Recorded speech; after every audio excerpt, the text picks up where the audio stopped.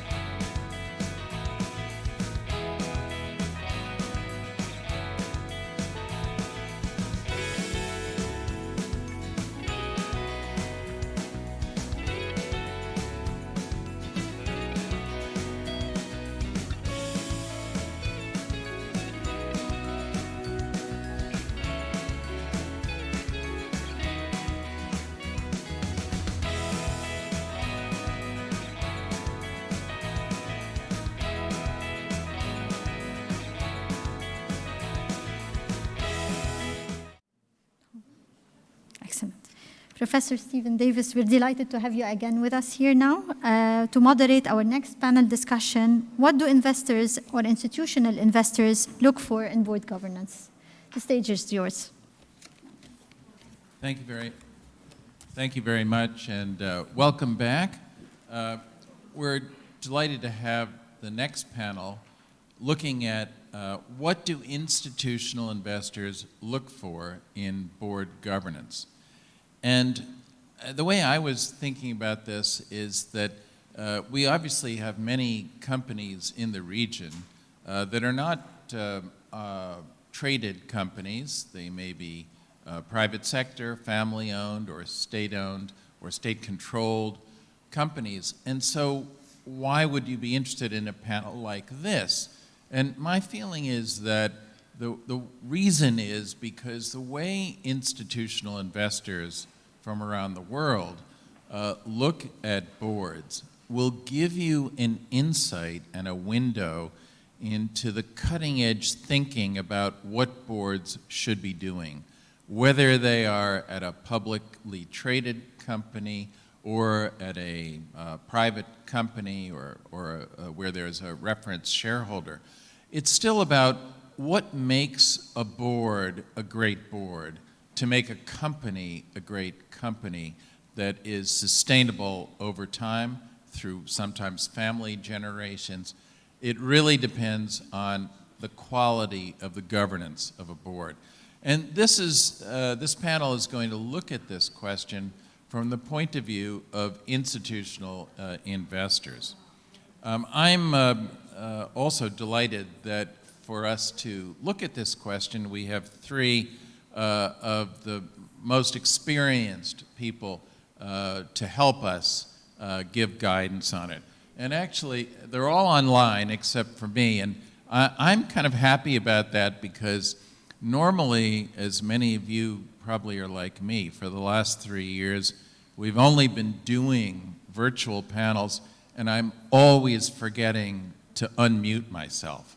And today, I don't have to worry about that. So that's very good. So it's just my three panelists that will have to worry about it.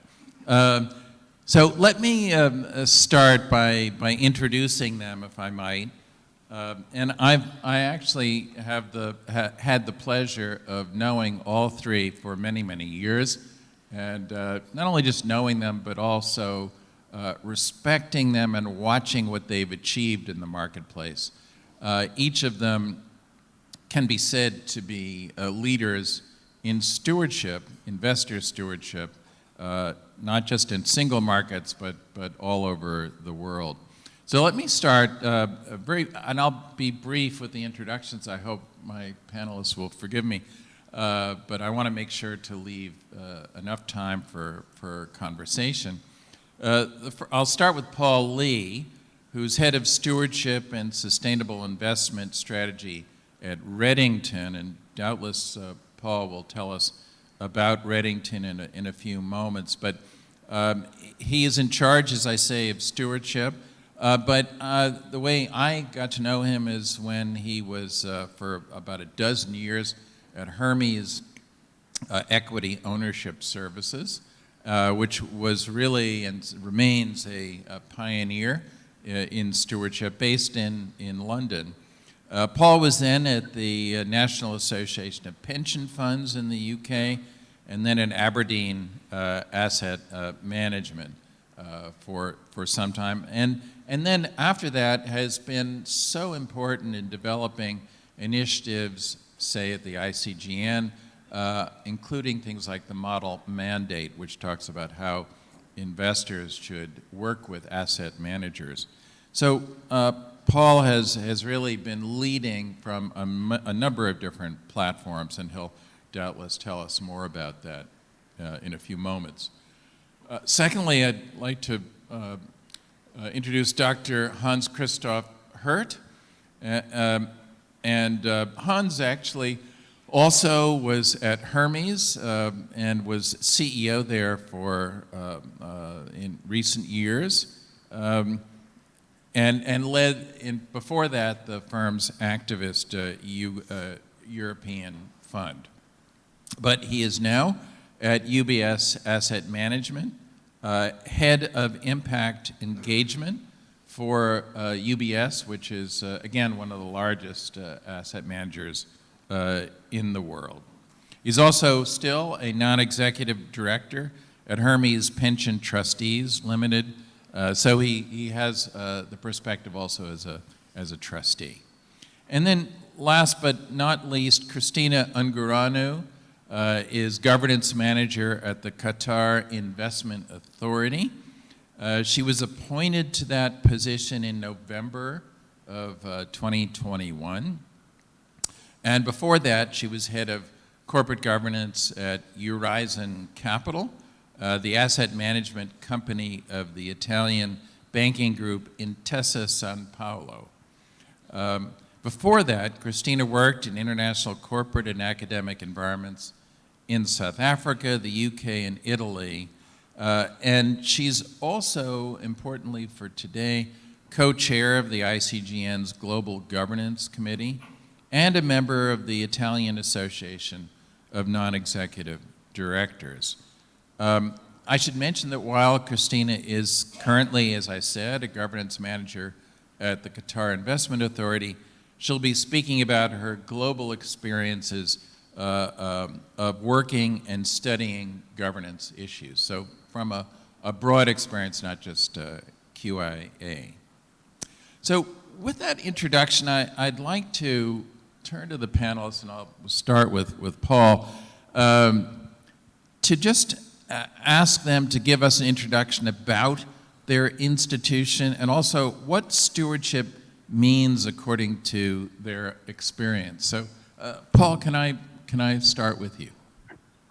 And remember to unmute. You can indeed, Stephen. Hi, it's a pleasure to be with you, and thank you for the opportunity. So, Reddington is an investment consultancy. We help asset owners, mostly pension funds, but other long-term owners of investment assets, so endowments and foundations, to be better investors, to think more about the long term and to preserve value, enhance value over that long-term horizon. So actually these days, although as Stephen has said, I historically have been on the ground, face-to-face, carrying out engagement activities myself, talking directly to companies and trying to get them to change. These days, my role is much more helping those asset owners to be better stewards. And for them, in most part, that means holding their fund managers to account for doing their job properly. So we have built a series of tools to help asset owners really understand what it is that their fund managers are doing for them, and to start to understand whether what they're doing is good enough. So we're working with those clients, with the asset owners, to get the right information and insight about stewardship activities from their fund managers, And then we're interrogating that and really trying to understand whether that is delivering for the asset owners, looking at it not through the lens of the stories that the fund managers want to tell, but actually what matters to the asset owner. So thinking about what are the biggest exposures for the asset owner, both in terms of value and in terms of risk, and focusing on those areas, and also focusing on the issues that most matter to that asset owner. So if that particular asset owner cares very much about employee relations or human rights, we can make sure that we focus on those issues at those largest exposures and really try to understand whether that asset owners, fund managers are doing a good enough job in that space. If they aren't doing a good enough job, and sadly that is a little bit too often the case, we then work with the asset owner to encourage the fund management firm to do more and do differently. That's on sort of stewardship more generally. We also particularly focus on voting activity, because that is an area where, in our experience, asset owners are quite overwhelmed with the amount of data that's available. And we take all of that data in, the tens of thousands of individual resolutions that are voted on behalf of most asset owners by their fund managers. We take all that data into a technology platform and we turn it into information. And again, we look at it through the lens of the biggest exposures for that asset owner, the issues that they really care about, and identify those votes that really particularly matter to the pension fund or other asset owner that we're working for. So that's Reddington and our approach to stewardship. Stephen. Thank you, Paul. And we'll get further into, as we cover this through this session, what Reddington and your good self would have to say about board governance. But let me turn now to Hans, and if you could give us a sense of your role and how you see stewardship. Thank you, Stephen, and it's great to be with you today. One thing I realized when I joined UBS was that one of the many advantages is that you don't really need to explain who UBS is and what they do. But it's basically a big global bank and has a major asset management business, as Stephen said, currently looking at around 1 trillion assets under management, and it's really across different asset classes, different styles, traditional, alternative, real estate, infrastructure, public and private equity, and working for a range of clients, institutional investors, financial intermediaries, private clients, and all of that worldwide. What isn't, I think, so well known is the very, very long track record looking at corporate governance from an investor perspective. So we have actually facilitated voting on behalf of our clients since 1995, so well before any of us, certainly me, joined the industry, and had our first policy in 1998. And one document I really recommend reading is the current voting policy we have put out, which is much more than a voting policy. It's really corporate governance principles of UBS asset management. So we see corporate governance very much as sort of fundamental to protect value, to enhance value, and underpin sustainability and wealth creation, which is really integral to the business we do at UBS. Let me say a few words about the relationship, corporate governance, ESG, stewardship, and particularly the dialogue with executives and board members, which we will come to later. So ESG, I always like to think as a sort of additional lens which we can apply when we invest.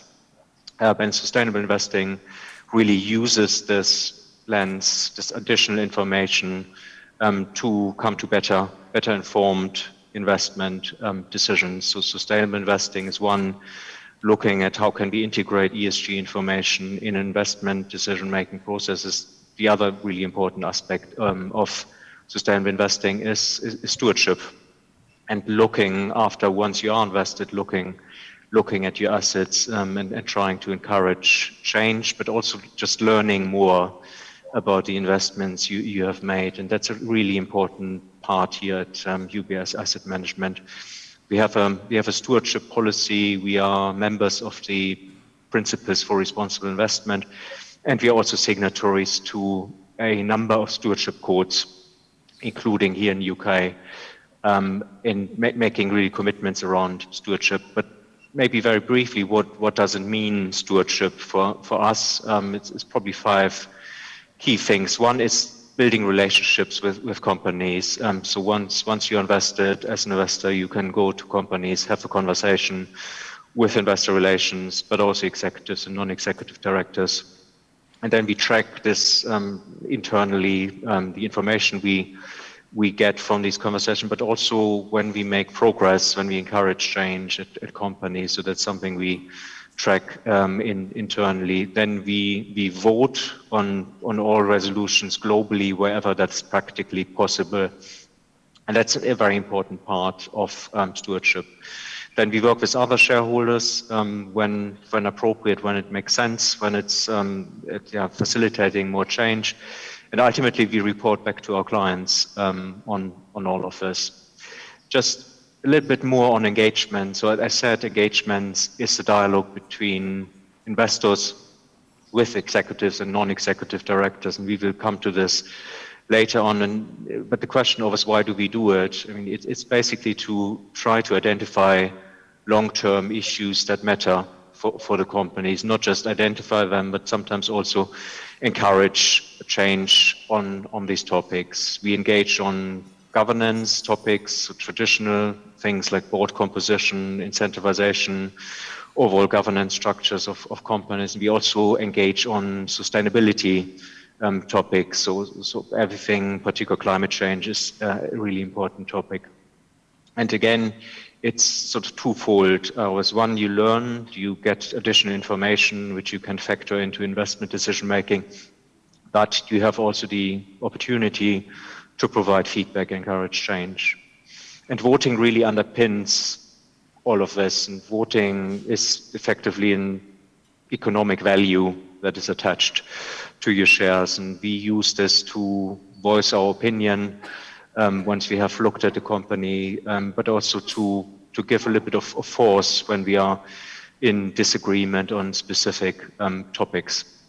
We vote globally. I'm in over 60 countries, both for actively managed and our passive or rule-based strategies. We generally like to support management.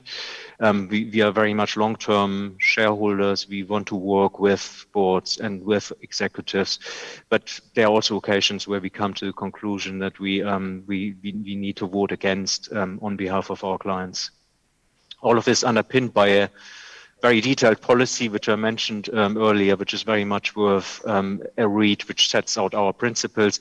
These are principles, and we apply them flexibly across different markets and also where appropriate, depending on the company circumstances. Now, coming to an end, why do we do all of this? Because we think it's in the financial interests of our clients. That's the absolute most important thing, and we're trying to promote positive change in boardrooms with companies in doing this and in achieving really the best outcomes for our clients. I think I stop here, and thank you for the time and listening. Thank you, Hans. Much appreciated. And finally, for the introductory remarks, Christina. Yes, thank you, Stephen, and thank you, Hawkamah, because I'm very pleased to speak at this venue. It's quite important for this region and globally as well. So I would like to give a more generic flavor of the concept of stewardship, as I have had the benefit, or maybe the challenge, to work in corporate governance, both on the side of the company, the issuer company, like you mentioned, Stephen, South Africa, UK, and more recently on the institutional investor side. Stewardship is a concept that has built in my corporate governance development and career for a long time, and I'm sure it's a ongoing development, as we all know, and there are skills across the institutional investor world, as well as the company world, developing skills in speaking to each other, having dialogues, analyzing companies. So it's a very important concept. But I always start from the pure definition of stewardship. Stewardship is the responsible management of what is entrusted to you. So we should not forget that, and I always go back to this definition in my work.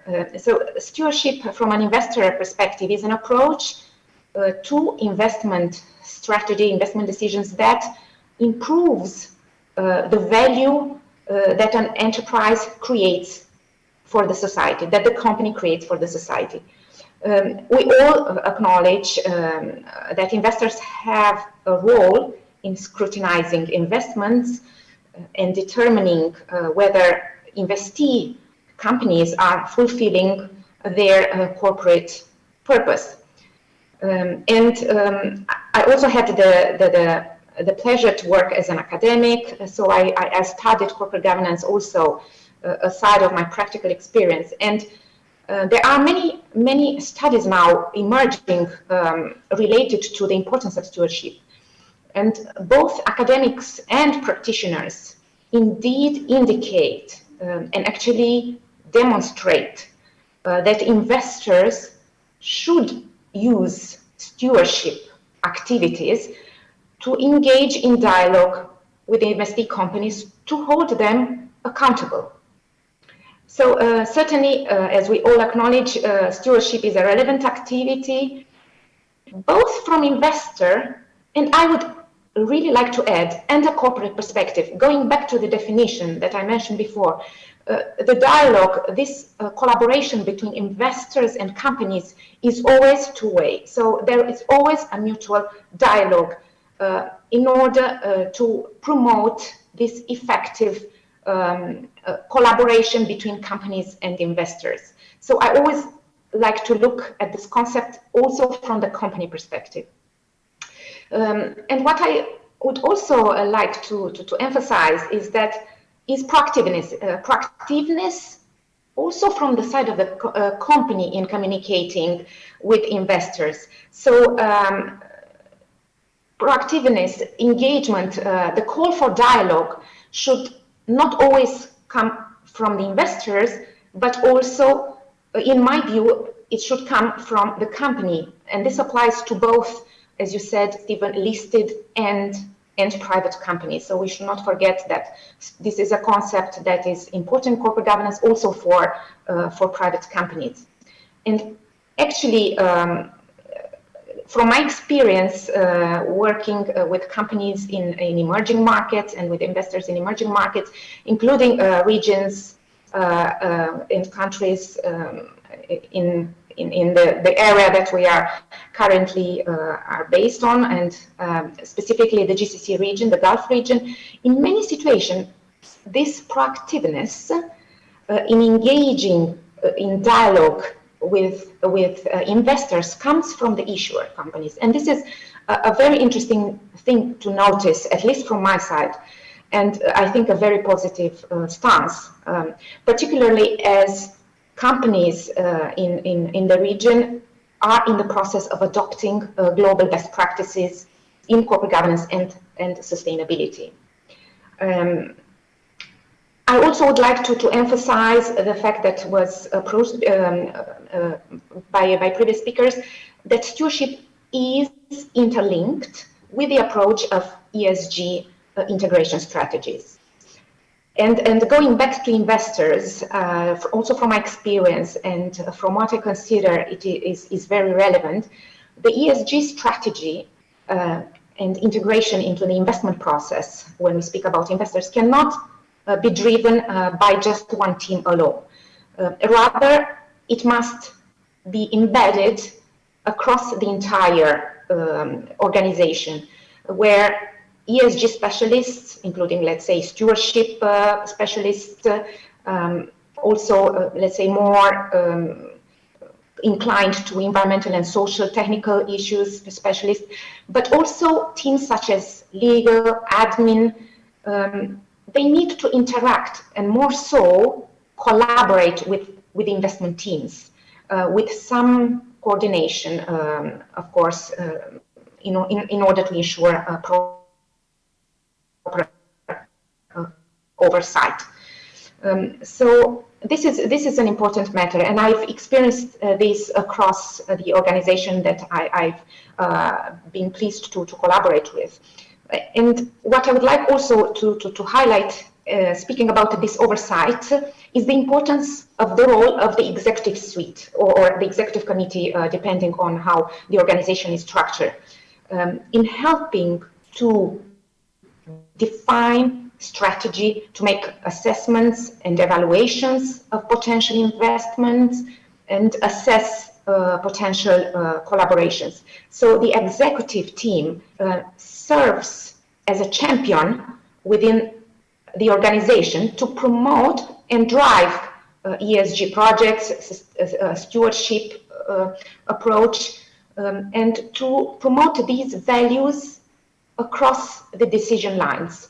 This is something that more and more working in this field, I find that is extremely important. And what I like to call this whole coordination and oversight within the organization, I like to call it the stewardship spirit or the ESG spirit. It is a culture that is embedded in the organization. So from my experience, we are really heading towards these extremely positive approaches. Thank you. Thank you very much, Christina. And I hope everyone maybe has the same impression I have, in that when we look at and hear the voices of our three panelists, what we are hearing is the voice of a really new, important discipline within the capital market. So you are hearing the voice of what investors are now, how they are now configured to play a role in relation to companies around the world. And so they sort of have now set out, with those three introductory comments, a sense about what stewardship is, at least in the broad sense. Now what I'd like to do, before we get into some of the nitty-gritty about boards, what you expect about boards, I wonder if you could give us each, in each of your cases, an example from your exposure in the governance world, kind of at least one vivid example of a stewardship encounter that proved constructive, and if it's relevant to you, another one that proved a failure. So we can give our audience a very sort of practical sense about what this ethereal stewardship idea means in the real world. And Paul, maybe I'd ask you to start again, if you wouldn't mind. Of course, Stephen. It probably says something about me, but the ones that stick in my mind are unfortunately the failures rather than the successes. So I'll talk maybe about a couple of those failures, and the ones that are perhaps most vivid in my mind are the conversations that I had with banks in the run-up to the financial crisis, and trying to persuade board directors to take the risks that their businesses were facing seriously was a real challenge at the time. People wanted to carry on making money and wanted to believe that they were doing something so right that they deserved to be making the money that they seemed to be making at the time. So two particular banks that I had a lot of dealings with. One and stewardship, as Christina said, is all about just dialogue. It's just talking face to face with individuals. So the first bank, it was a face-to-face encounter with the chair, a non-executive director, a non-exec chair, and I spent an hour with that individual to be the very significant risks that the bank was running in its business model, the large exposures that it had and that were building up on that balance sheet. And the chair spent most of that time essentially telling me that I didn't need to worry about it, that it was all under control, and that I actually, frankly, I was being foolish to raise these issues. And the last piece of the conversation, it didn't feel much like a conversation. Good stewardship engagement feels like a conversation where you're being listened to, and it is a dialogue. This felt like an encounter where I was putting things in front of him, and he wasn't taking any of them seriously. But the last sentence of that encounter really encapsulated that whole failure of him to listen and me to get him to listen, which was he literally said to me, "We take the issues that you are raising more seriously if you bought more shares in the company." And that just tells a story about how closed-minded that individual was, how unwilling he was to listen to issues that were, as it turned out, very sensible issues to be raising, simply on the basis of us only having about 1 percentage point of the shares of the company. If we'd been a bit bigger, maybe he would have listened, but I suspect not even then. And that bank was one of the first to fail in the financial crisis as it came through in the year or so after that encounter. A similar conversation, slightly more of a conversation this time, with another chair of a much larger bank prior to the crisis, and there again talking about some very detailed ends of the risk management approach that the bank had, trying to get under the skin of the extent to which the board understood the risks that it was taking and that the bank was facing. And this was rather more of a dialogue. There was more give and take, but actually what I took out of that particular conversation was that the chair himself did not really understand the risks that the bank was facing, and he was very reliant on the executive team, and that did not tell a good story about the quality of the board, the ability of the board to challenge and debate and to make sure that the bank was only running risks that it ought to be running, and it meant that we were very hesitant about the future of that bank as well. That bank happily did not fail, but it had a very, very difficult few years, and there were very substantial changes to the membership of the board to get it into a place where it was much better able to manage the risks that it was facing. So two failures of stewardship, I'm afraid, rather than more positive stories. Those are the ones that stick in my mind, unfortunately.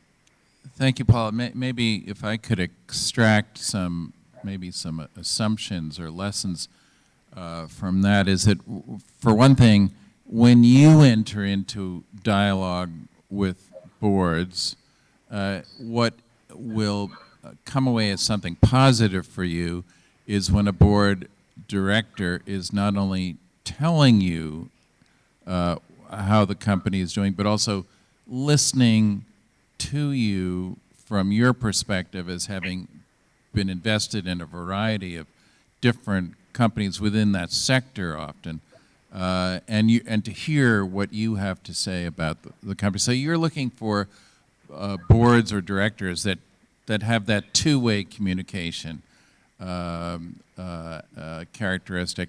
And I guess the second point that I'm hearing from you is you want to make sure that even if someone is a non-executive leader of a board, that they know the business, that they know the company, and that they're capable, in other words, of being able to evaluate what they're hearing from management, from their own personal experience. Is that fair reflection? That's exactly right. Yeah, any individual, no matter how senior, needs to recognize that they've always got something to learn, and that learning can come from anywhere. And we certainly look for board members who are willing to listen, willing to hear.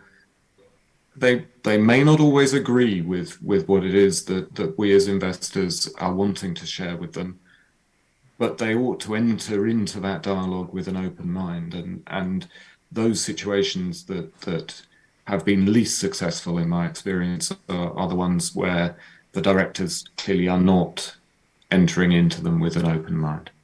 And would it be further fair to say that what might represent good stewardship, just as we're talking about what represents a good board director, is stewardship that also listens and not just sort of, I hope you're not saying you're dictating to companies how to behave. You're also wanting to hear from them and to be convinced.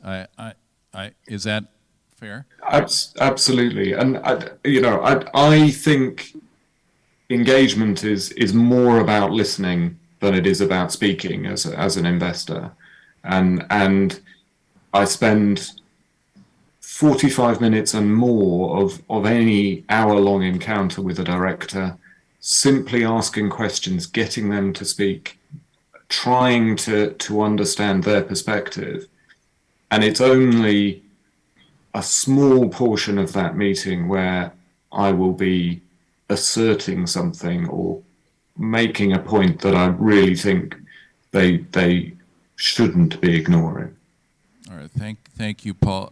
Hans, what examples might you have to share? Yeah, great question. And I was sort of wondering about is failure the right way to term some of this engagement, and I'd explain why I think I should also say, I mean, my examples are clearly from my life as my previous employer, since I've only recently joined UBS. But one example that came to mind, so very positive, was a major company here in the UK that had a very strong CEO that had been around for many years, and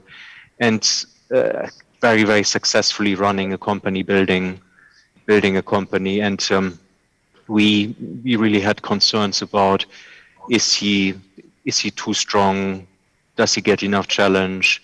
Is there space for discussion in the boardroom? But then also very much about succession.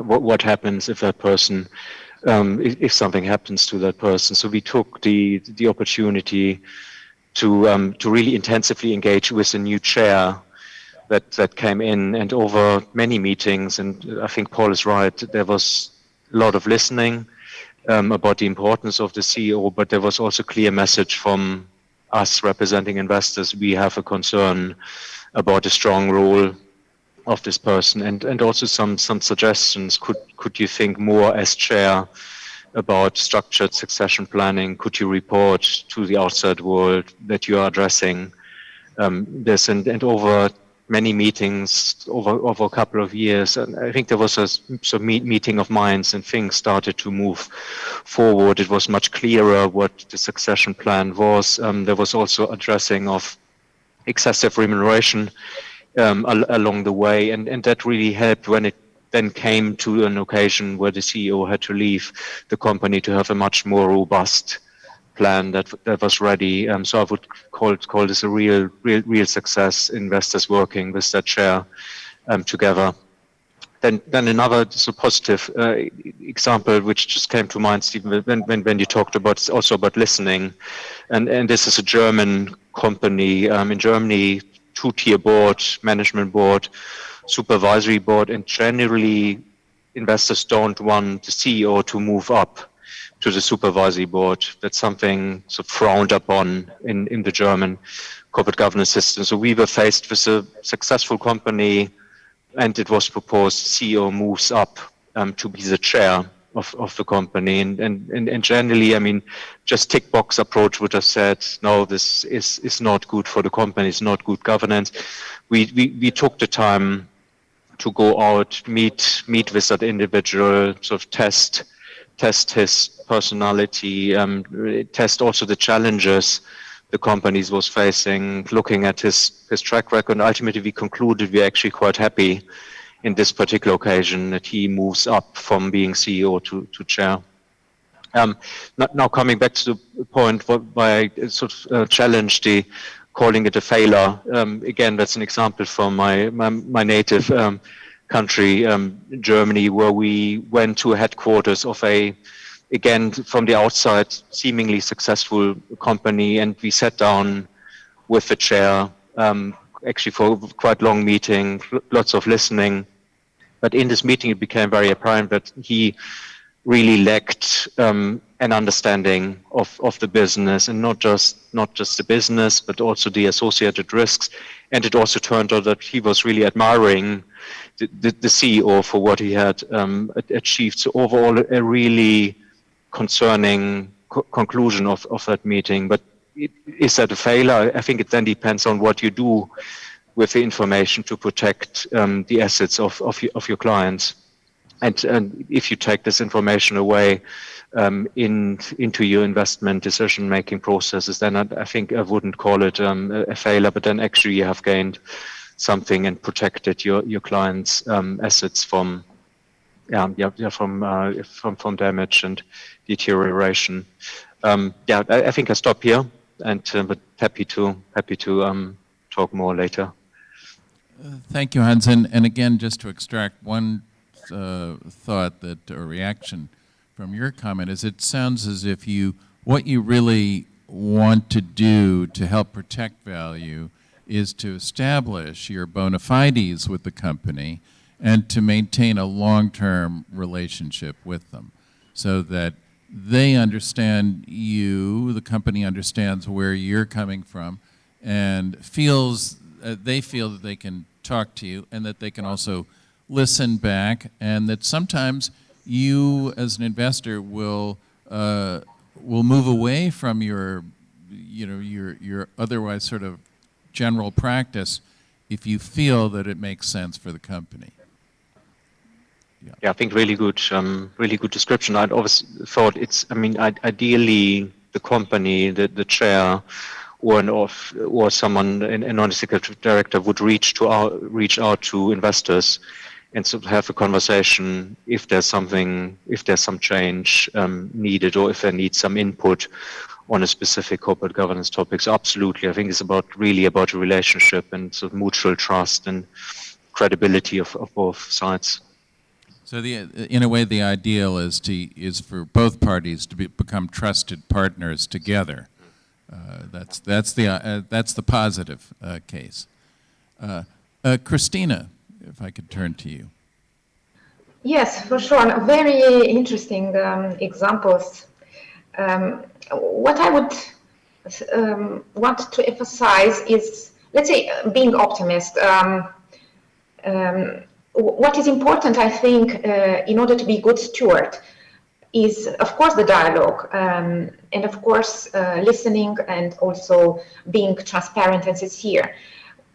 next step is the tracking progress or following up on your stewardship activity or your specific engagement, or a negative, let's say, example when these things do not happen. So at least from my experience, often not necessarily the organization I worked for, but engagement is done just for the sake of engagement. Well, no. Stewardship is an approach, but it's also an action, an activity that needs to have a certain objective. So before you engage with a company, you have to have a certain objective, why you do engage with a company. And then, of course, as an investor, you aim for the company to improve its practices in certain areas.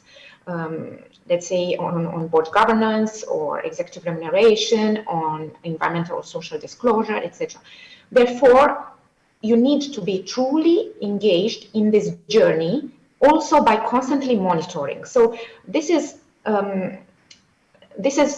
something that an investor should invest in, let's say, time and effort in order to monitor and to track progress and to show the company that certain topics are of importance to you. Therefore, there needs to be an ongoing dialogue with the company also in order to monitor the progress made.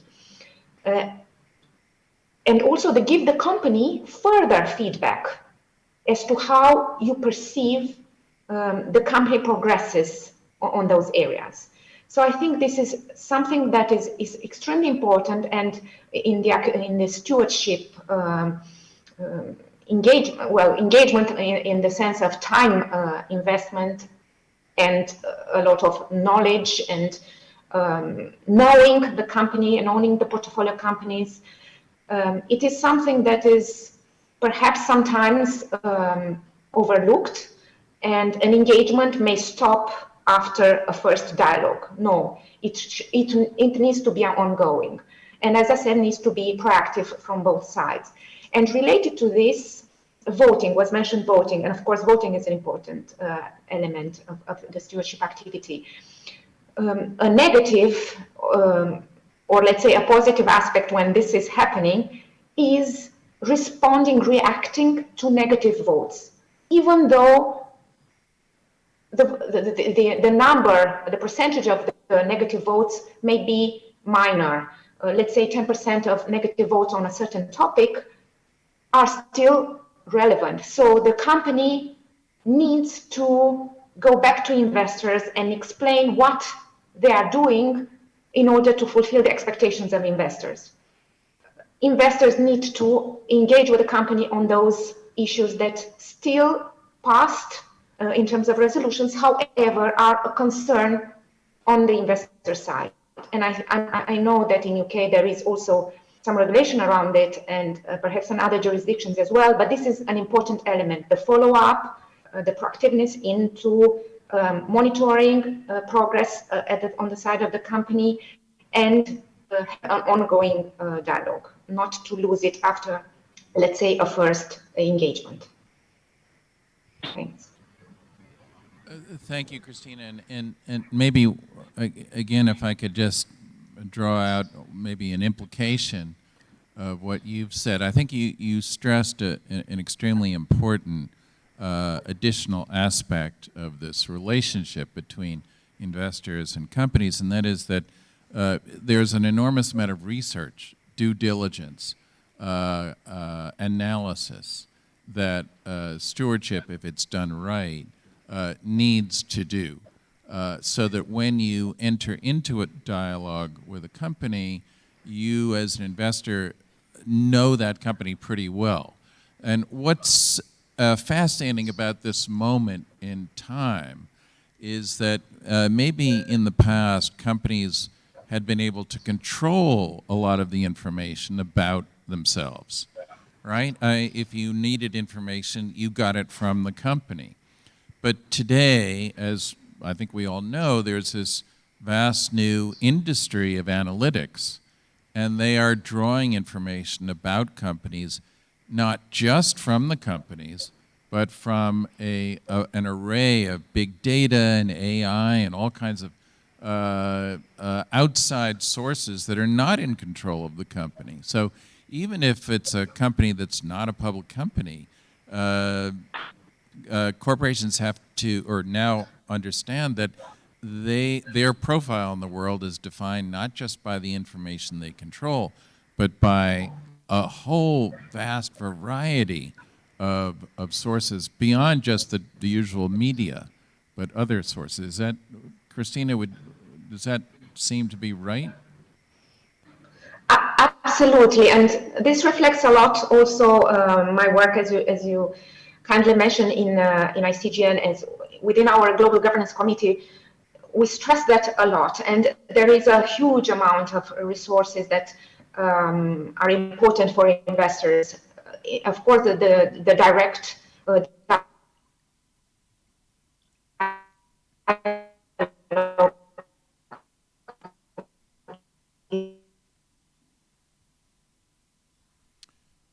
think we a lot of work going in to engage with every company in order to engage. Now, what company will you engage with? Is it just the ownership that you have in the company, the level of ownership? Are there ESG controversies that are more important, also from a systemic perspective? So this is extremely important. And what I would like to add, perhaps on a positive note, is just came to mind. Stewardship is certainly an engaging with the individual companies, or the dialogue between investors and companies, but also contributing from the side of investors to improving global best practices. And there are a lot of examples where investors start to collaborate. And I think this is a positive example of stewardship. And I'm sure, well, Hans and Paul also apply it, where more and more collaboration happens among investors, among institutional investors, in order to improve the world of corporate governance frameworks. And we have, of course, so many examples, especially lately, with a lot of standards and regulations coming out, but also some examples where investors can really have a voice into defining frameworks, into defining such regulations. And of course, for example, let's say the European Commission latest directives, there are so many on the table right now, have proved that investors gather, they respond to consultation, they are really stewards also in that sense, because you cannot just follow certain rules or regulations or frameworks, but you have the responsibility to contribute to defining these frameworks. And this was something I actually wanted to add also, as from my point of view, it is part of the definition of stewardship, and it is a very positive trend that is happening, where investors are not competitive only, but they are collaborating. So this is something that I really like always seeing. Thank you very much, Christine. And I want to just take this moment to invite our audience online, as well as here in the room in Dubai, to consider questions that they may wish to pose. And I'm happy to, I mean, we could do that at the end, but if there are questions that arise throughout, someone will alert me if there are some that come on screen, and we can pose them, as even during the panel. So please, feel free to pose questions. So I'm going to pose one now, which gets directly to our the topic, which is what do investors look for in board governance. I wonder if you could each share with us what you think of as a good board. What's one that's a mediocre board? What's not a good board? In other words, how do you assess whether a board has high or low governance risk for you? And again, I think that's useful even for companies that are not publicly traded, because they can get insights from the answers here, I think, about what people think of in the capital market. What is a good board? Paul, do you want to kick off? Oh, I'll give it a go. I mean, I would probably think about it in three separate areas. One is board skills, the second is independence, and the third is board behaviours. And I think all three of them are necessary. And if any one of those three is absent, then you do have risk. So on skills, you need a board with knowledge and insight of the business and the business environment in which it operates. So, understanding of that particular piece of the operation, but also adjacent businesses that might interact with it, that can give you that different insight into what is going on in that business area, can help provide challenge and different perspectives and so on, and skills around the key risk areas that particular business faces as well. On the independence, there is a need for the individuals around the boardroom table to have an independence of view from just what the executives are providing, so that there is an ability to see things from different angles, and we all need to capture those different perspectives to reach the best decision making that we can. If everybody is of the same mind, aligned just with a particular perspective, there is clearly going to be a vulnerability there that just isn't necessary. And then finally, the board behaviours part of it is about the chair in particular having a role of drawing out those different perspectives that there are around the boardroom, drawing on those different skills that there are in the boardroom, and making sure that the different voices and the different perspectives are heard. The whole point of a board is that a group of people is much stronger than just one individual as a decision-making body. You need the behaviours within the boardroom that take advantage of that group advantage that you have, the benefit of it being a set of minds rather than just one mind. So those three areas, as I say, I think each of them is necessary and important for a board to function well and to be delivering. So just to sort of close the loop on that, you as an investor would seek to assure yourself that those characteristics, skills, independence, board leadership, are in place to the maximum level. And if they are not, then you would enter into dialogue, at least in the first instance, with the entity, with the board.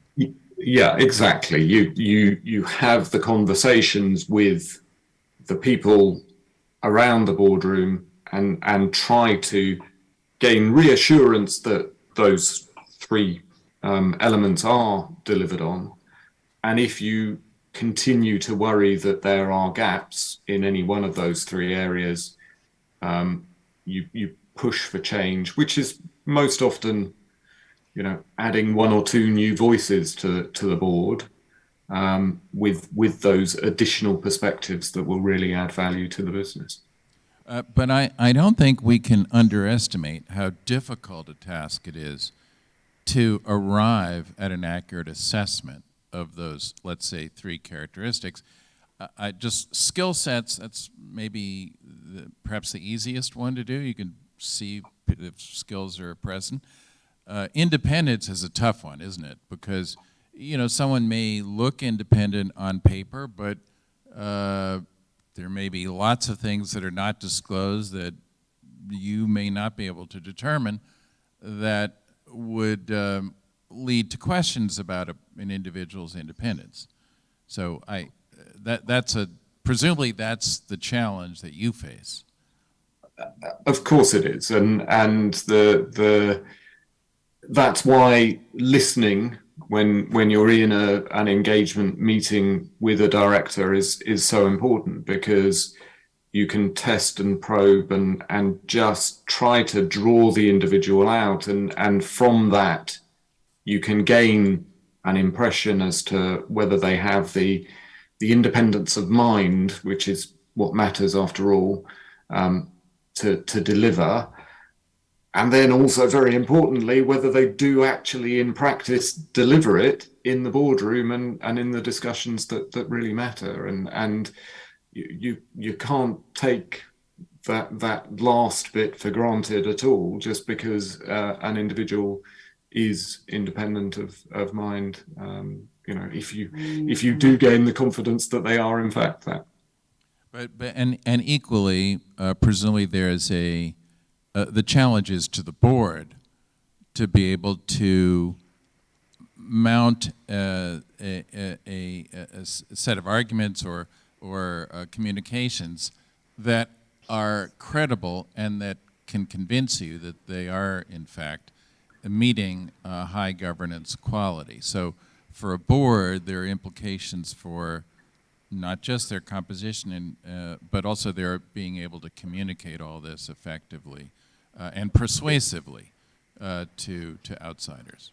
So Hans, you could perhaps weigh in. Yeah, difficult to come after Paul, who of course delivered the textbook answer. But maybe just add a couple of points. I think first and foremost, and I think this sometimes got lost when the independence discussion came in. It's really about relevant experience and skills in the right sectors and the right markets. And I include in this not just where does the company sit, but also where our customers live, but then also critically, last few years is an excellent example, supply chain, relevant knowledge about the industry, sort of going all the way down in the value chain, and relevant knowledge and experience in this regard. We had an interesting call with the chair of a big company yesterday, and he said he wants people who have run big companies rather than sort of experts on specific topics, and he called this applied expertise. So not bringing in someone who's just an expert on something, but someone who has actually dealt with the issue in practice, in running or being very senior in the big companies. Then, of course, it's about diversity of backgrounds, different perspectives, and independence. Yes, an open and challenging mindset. And sometimes also, I find it's really helpful if Nets can sort of take the investor perspective and sometimes step in the shoes of someone who has given and trusted their funds with the company. Something that is useful in judging the independence and the sort of overall performance, potential contribution is a track record at other companies. So it's still a relatively small universe of non-executive directors, and you just come across the same people again and again, and you can look at what have they done or not done in some of the previous appointments. And then we are in a territory where it's very difficult, and we at my old shop we used to call this hard and soft factors. So some things you can assess looking at the person, but there's also soft factors which are very difficult to assess from the outside. And this is all before talking about how does a group then work together. You can have brilliant individuals, but if it doesn't work as a group, then you face a problem. And I think board evaluation, external board evaluation can give you a little bit of reassurance, maybe point you to the right question, but very often it's really the in-person conversation that is necessary and gives you more flavor about how a board works, how individuals work, and typically also conversation with different people on the board, not just with the chair, but sort of getting the whole picture requires talking to multiple non-executive directors. Yeah, and Hans, thank you for also reminding us that it's the board's, one of the tools that a board might have to convince, well, first of all, to address the question of its own quality, but also to convince outsiders that its governance is of high quality, is the idea of having board assessments done. That raises a whole another set of questions as to how do you best do that, and what's the most effective, what's the most convincing, how do you make it work, and who should do it. Those are, maybe we can get to those, but let's set that aside for a moment. It's still a good reminder that that's in the toolbox of a board when it's trying to work on its own quality and communicate with others about it.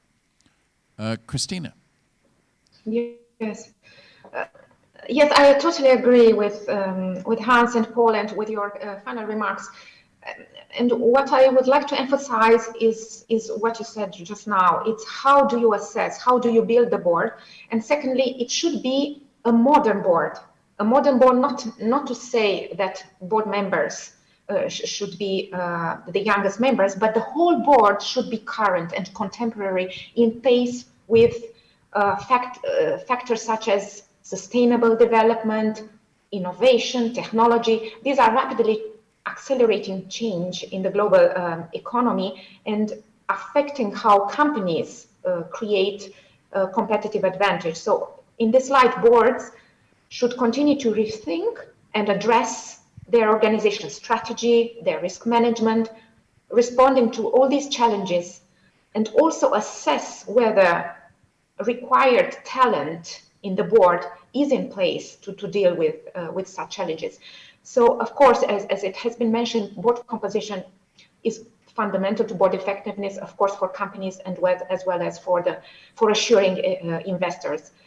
And boards may need to rethink their own composition and structure to, and I always say, stay fit for the purpose. Boards need to be fit for the purpose, for the company that they serve. I would like to add an important aspect, which I think is relevant to many investors, is how you compose the board. And the succession planning here, the succession planning process, I think it's relevant not just for the executive level, and more important also for the board level. This benefits greatly if the board has a clear understanding of what a so-called ideal board might look like. And this also enables potential candidates to the board to be assessed on the basis of whether they would move the board closer to that ideal.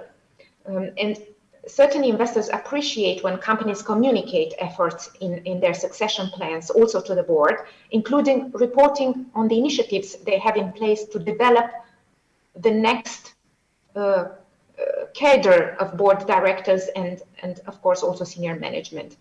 And I would give an interesting example in Italy, where the regulation in Italy, where I worked for several years, there is a requirement by the corporate governance code for companies to issue ahead of the renewal of the board's mandate, which is there 3 years, a guidance to shareholders as to the so-called ideal board composition, following, of course, a process of thorough process of evaluation and of board composition assessment. While I think it is a very useful practice for both companies and also for informing shareholders who in Italy have the chance to propose candidates for the board of companies. So this is a practice, of course, tailored to the Italian context, where shareholders have the opportunity to nominate candidates on the board, but this whole preparation, this whole assessment of what the future board should look like is extremely important to investors, to be visionary, to be a visionary board, to assure investors that this board will handle all these new challenges. Of course, refreshment aside of succession planning, as it was mentioned before, needs to happen, and sometimes perhaps beyond succession planning, where you cannot really predict what will happen, there are some situations where more radical refreshments of the board may happen, particularly where there are concerns with board effectiveness or dynamics. And here, of course, investor activism plays a role. About diversity, and perhaps we can dwell on that a bit more, but what I think diversity needs to be is to be productive. What productive diversity means will differ, of course, from board to board and from industry to industry. But the first important thing for the board is to understand what skills it needs now and what skills will be required for the future, as I mentioned, bearing in mind that those skills can however become outdated. For example, an experienced CEO in a certain industry, perhaps 25 years ago, may be not applicable today for the board today. So a continuous assessment and a continuous planning of these boards are extremely important. This is on the side of the composition, but of course, relating to that, and as I mentioned, modernizing boards is important. What I think, and what we all see perhaps, is a focus shifting on a long-term value creation rather than a risk-based value protection of the companies, but also from the side, of course, from the board perspective. So here, I think what I called leading boards, and perhaps some other colleagues would call them like that. So the perfect board, the leading board, will know how to embrace challenges, but also opportunities through achieving certain equilibrium, certain balance.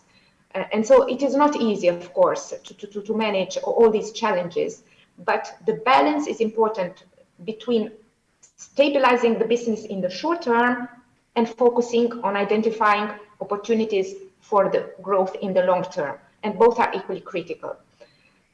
So this is why I think it's important to be visionary and to have a forward-looking board, a leading board fit for the future with regards to future industry context, seeking to understand the driving forces that are impacting on the business, such, for example, climate change and other sustainability-related issues.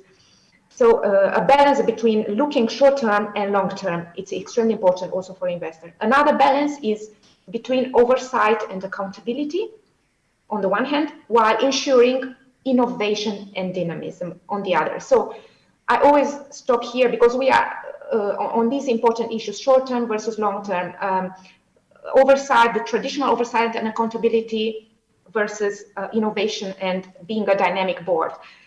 It is important because we are at a certain period in time where we have to look on what a traditional board has been achieving so far with the traditional skills, which are extremely valuable and important, but also looking into the future to bring new perspectives, perhaps new skills, because of the new risks and new opportunities that are facing us.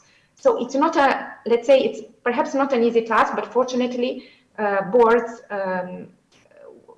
will not have to do it alone. There is always a matter of collaboration inside the organization, but also with other organizations. And we have so much support in driving these changes towards innovation and towards transformation, towards a more dynamic society, that boards have such a huge role playing in this transformation.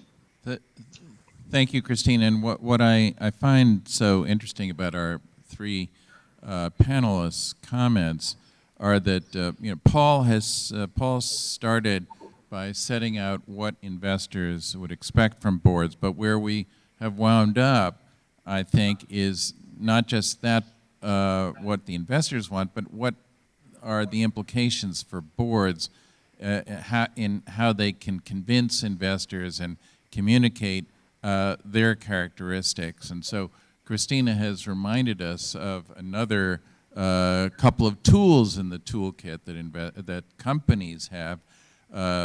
We already talked about board assessments, but Christina mentioned information about succession is a tool that companies have at their at hand, and and also, as Christina said, is information from a company about how it is composed, and is it composed to fit best purpose at each moment in time, not just now but going forward. So and that's something that that boards themselves can put together. So it's in order to meet some of the expectations that Paul set out at the beginning. So let me take that to maybe drilling down to a question that is more relevant, I think, or most relevant to people in the Hawkamah sphere, which is how do you handle board governance differently for a GCC company as opposed to a company in another market? Would you handle it differently? If so, how? And of course, as we know, often in the GCC markets, there's a controlling shareholder, sometimes the state, as opposed to a widely held company that might be the case somewhere else. So I'm curious, how would you respond to that, Paul? Thanks, Stephen. So I think the first answer to the question is not very differently at all. I think, the principles and the ambitions that investors have for a board are true for every board, wherever in the world you happen to be. I think what does differ is perhaps the patience that the investor has, a willingness to recognize that perhaps in some markets moving forwards will take time, and that we cannot expect to see the best tomorrow. It may take a while longer, and we are now 30 years into the discussion about corporate governance in the UK. It's almost exactly 30 years since the Cadbury Code, the first corporate governance code, not just in the UK but in the world, was published. And we've had 30 years in the UK and nearly that level of time in a number of markets to get to an understanding of what good looks like. We have to recognize that some markets have not had that length of time to for this conversation really to have had the impact that it has had in the UK, and therefore investors need to be patient. You mentioned the issue of major shareholders, and clearly that does need to be a factor in how boards operate. It's right and fair that major shareholders will want to have a degree of board representation, or certainly a degree of comfort with the board members that are there. But equally, they should recognize that the minority investors need comfort about the board and its operations, and so in some ways that presence of a major or majority shareholder means that a board demonstrating its independence needs to be not just independence from the executive, but independence from that major shareholder as well. Thank you, Paul. Hans. Yeah, it's a really interesting question. I remember when I started at Hermes, and everyone was very UK focused, and as Paul said, UK was first with the corporate governance code, and I had then the task to engage with companies in Europe, where the corporate governance system is very different. Talked about two-tier boards, where also you encounter very often in Germany big shareholders, including state shareholders. So that was from the beginning really something on top of my mind. And I think Paul explained it sort of correctly, that there are, of course, global principles and ambitions that are the same for all of the markets. But what I think most investors realize, there are also differences in terms of the legal framework and the environment, and also in terms of the shareholding structure of companies. And, and very often large shareholders can make a very important contribution to the success of companies. And we recognize this, for example, with sort of adjusted expectations regarding independence on board of companies that are controlled. But again, absolutely right to say, there still needs to be this independent element to ensure enough challenge of the thinking of companies, and ensure the voice ultimately of the minority investor, but then also the underlying clients. So I would say there's patience, there's working with companies, there's a little bit trial and error also in the whole corporate governance journey, in the global corporate governance journey. We want to be very much part of that and take an appropriate approach in each market we operate in. Thank you. And Christina? Yes. Now, extremely interesting question. And of course, I've been here for a year now, but of course, following the market, the region already before. Obviously here I see the developments much more clear. And I would say, generally, I agree with Paul and Hans, there's not much difference aside from the characteristics of the market. But overall, the boards in the region have made significant progress, and in many ways are already aligned with global standards. And I'm sure Hawkamah is also contributed to that and can second that. And also according, I mean, I was reading a few surveys, and there are more and more research papers into the region coming out with regards to board effectiveness, board governance, but generally corporate governance in the region. And it is clear that things have progressed, and of course aligning with the global best practices. And specifically, there is better awareness of the board roles and responsibilities, of the board culture. The board culture is an important element that is very much that gets a lot of attention. There are solid management systems, and there is this long-term vision and long-term investment horizon, also from the board perspective.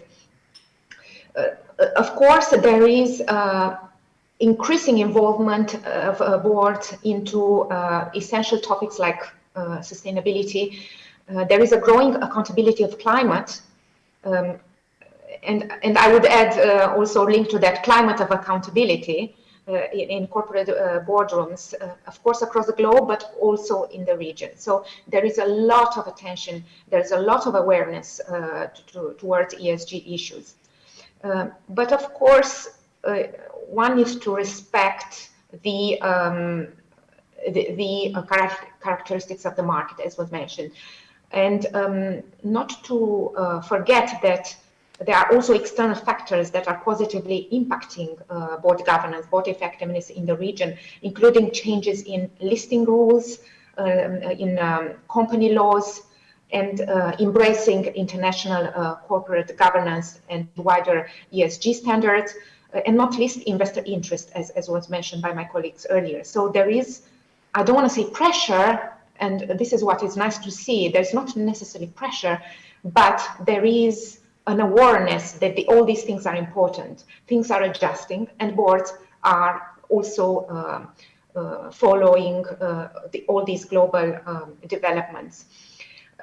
It is important to adapt and to consider the characteristics of the region, and specifically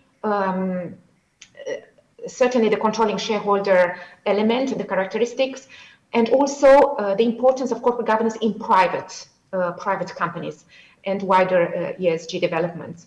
So private companies are obviously more particular, and in these markets, of course, it is important to consider private markets as well. Where ownership agenda is very important, and strategic questions are made with the question in mind: where is sustainable development in line with the company's purpose, in line with the strategy? So private companies are seriously considering these questions, not to mention family companies in the region where you have a personal commitment towards the strategy. So the next generation is looking after how you are developing the strategies, and requires action. And the whole board and management need to be committed to this strategy and to the sustainability development. Another important thing is innovation, as I mentioned before. And I think, and it is somehow much easier to make transformational decisions in a private company. Well, for sure, it is not impossible for a public company, only that, of course, for a public company, you need to convince a wider group of shareholders who are less familiar. So the board has to have a very compelling story motivating this innovation. In private companies, perhaps there is much more control over your own innovation. So this is a positive, somehow, characteristics that facilitates board governance, facilitates corporate governance and corporate strategic decisions, which it's a very interesting characteristics, which of course needs to be considered from an investor perspective, but also from a wider stakeholder perspective. Thank you. But not, yes, not to say that investors, however, have an important role also in the regions, not just helping boards focus on the right issues, but also by empowering them and giving them the confidence to make the right decisions. Thank you, Christina. And I think you've reminded us that there is maybe a tension between general governance standards worldwide and particular characteristics within a market, and that always has to be reconciled. We've only gotten through maybe a fraction of the questions that we had put together, but I want to make sure, because we do have just a few minutes left, to call. There's a question from the audience. YT, please. Hi, YT Mark from Singapore. Hi, Hans, long time, no see. Yeah, I want to, I just was talking to BlackRock a couple of weeks ago, right, and the head of stewardship for Asia Pacific, and clearly one of the challenges you hear from asset managers is that in Asia, you can't talk to the boards often, right? Your engagement is only with the CEO in many cases. So how do you, throughout the conversation, most of you seems to be saying that at least you can talk to some members of the board, but that seems to be a bit of a challenge in Asia. So in that situation, how do you assess whether the board is fit for purpose, and then how do you make decisions whether to support the re-election of directors in that situation where you can't even interact with the board? Thank you. Thanks, YT. Anyone want to pick that one up? Yeah, happy, and nice to see you again. I think the answer is I was based in Singapore in 2014 for Hermes, and I think in Asia, probably like in most markets, but particularly in Asia, relationship building is crucial.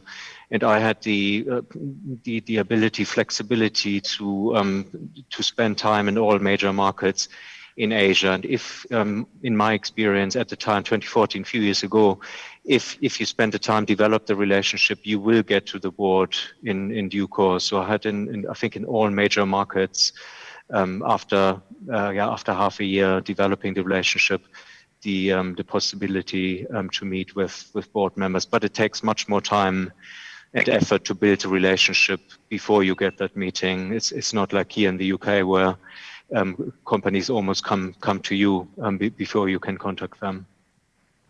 That's a really important point, that it's just the access isn't the same in every market. Anybody else want to pick that up? Because it's an excellent question.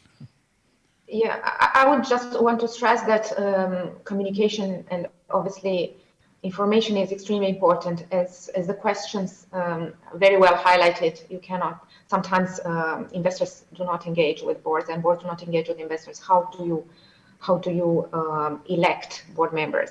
And of course, not an easy task, but it is important not only that the board members themselves are fully informed and are fully knowledgeable about the context of the company, but also that they can demonstrate to other stakeholders, to shareholders and other stakeholders, that they are informed. So board communication towards stakeholders is extremely important, and shareholders need to really have the comfort that the board has explored the full spectrum of risks that the organization has faced, the opportunities that is ahead of them, ahead of the organization, and that the right information has been supplied and the right questions asked. So it is very much about informing on the side of the board and directors towards the stakeholder world, their activity. Thank you very much, Christina. I'm afraid we're out of time, and I wanted to sort of hope that, or say that I hope that we've been able to cover or give everyone a glimpse as to what stewardship has given rise to as far as expectations by investors on board quality, and what boards need to think about to convince people such as our three distinguished panelists that they are, in fact, the best configured to drive value over the long term for the company. So it remains for me to thank Paul and Hans and Christina for your time and your wisdom and for sharing all of your insights with us today. We're very grateful. So thank you very much. Thank you. Thank you for having us. Opportunity.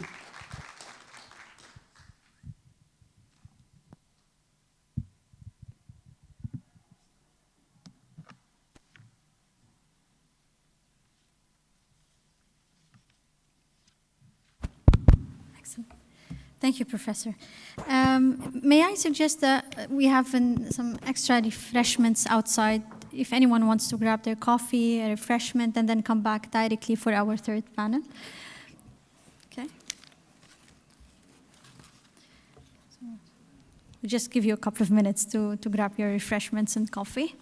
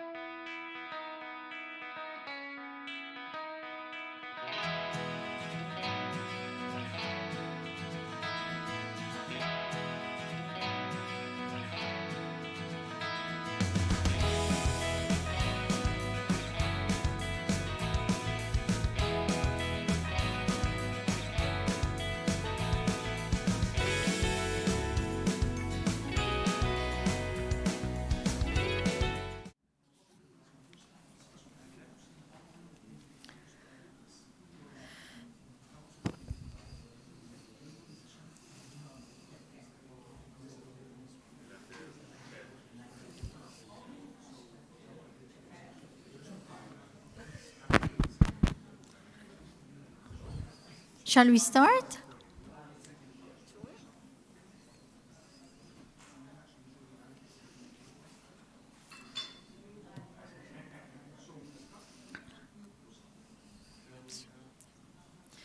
So,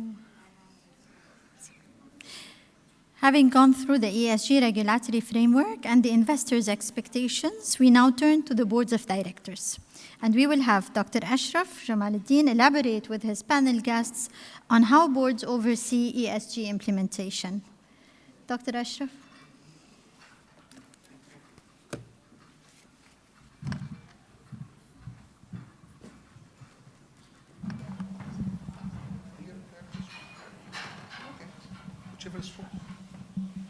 Thank you. Okay, so the final session. Thank you so much for being here. Now, what I know is we have lots of people actually following us online.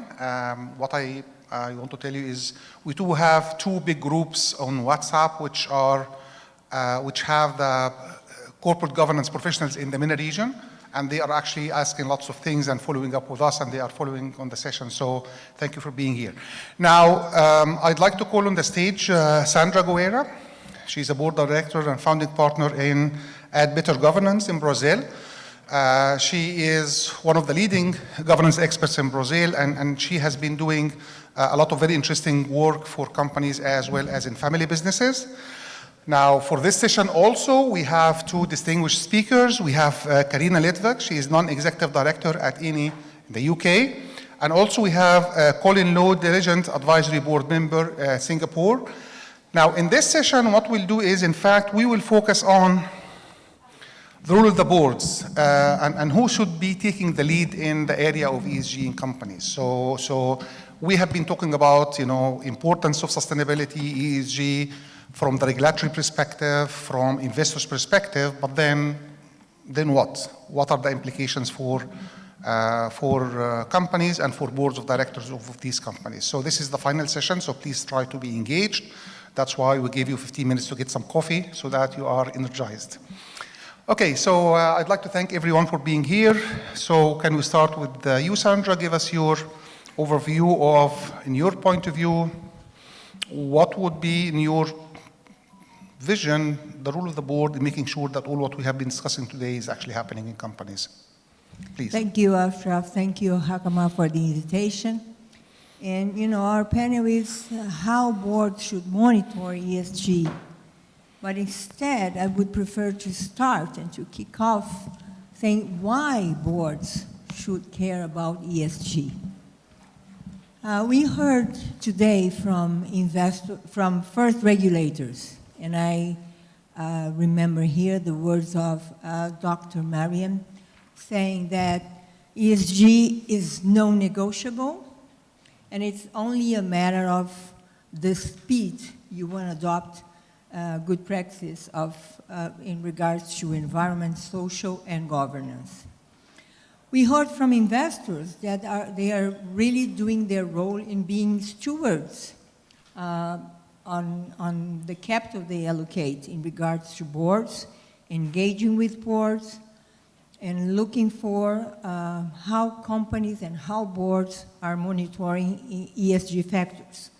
So this would be already two very important reasons why boards should care and pay attention to environment, social, and governance elements. But on top of that, I would like to bring another perspective, which is not only the perception of regulators and investors, but also the intrinsic value of doing so. And what I'm talking about here, of course, we know the climate emergency facing us. We know about the social challenges the world is facing in many different geographies around the world. But also, let's take only one factor to consider here. And I'm talking about, for instance, millennials, a portion of a demographic portion in the world. I learned from a study that in 2030, 75% of the global workforce will be composed by millennials. And also they will respond for $30 trillion in global wealth in some decades. We know that millennials around the world are more interested in understanding the environment and social pressures that we are living, so they care about it. So they try to buy products of companies that are aware and doing their role. So if a company wants to retain employees, attract talent, buy products to consumers, on top of attracting investors, companies should be looking very carefully to the impact of their activities on environment and population around them, and social, for instance, social factors. And governance works for me as the driving force of the E and S components of ESG. When you do not have good governance in place, it's very difficult to consider that you're going to have real, actual practice of related to the impacts of environment and social of firms' activities. So, on top of being compliant with regulation, on top of having a good relationship with sources of capital, so the incentive of reducing the cost of capital, on top of all that, if you really want to create value through time, what I call the intrinsic value, you should, as a board director, take a very good attention to how your company is dealing with the impacts on environment and social. And this is about retaining people. This is about creating a reputation that is an intangible capital of the company. So that's the idea of considering why boards should do. How boards should do this, it's another thing, and we are going to have lots of time to cover this. I would only touch in this, setting the scene, that it all should start with defining the purpose of the company. Okay. And from that, we can build, all the framework that a company should consider to pursue in this regard. I'm going to stop here because I think we want a discussion with my dear colleagues on this panel. Colin, from your point of view, what is generally the role of the board in sustainability and ESG? I mean, who is driving in companies, and what should boards be doing there? Well, I think ultimately every action. Well, first and foremost, I want to thank Dr. Ashraf and Hawkamah for the invite. It's wonderful to be with all of you today. I'm here in Singapore, and to all the participants in Dubai, a very good afternoon. Good afternoon to all of you. I know definitely the board is the ultimate accountability, has ultimate accountability for the actions, policies, and results of any company that they're responsible for. So it is very critical that the board always take that first and foremost step. And Sandra talks about the compliance and legislative impact of ESG. I certainly agree with that, because take for example the most multinational corporates that are based on the Delaware Corporation, for example. And that rule actually is quite generic and quite applicable across whether you have companies in the US, Europe, Middle East, or Asia. For example, the duty of loyalty. The duty of loyalty, for instance, is about the fact that at the end of the day, the board is responsible for the long-term interests and sustainability, and making sure that the actions of the company is in good hands. And on top of that, you have a number of actions that the board is responsible for also under the Delaware Corporation.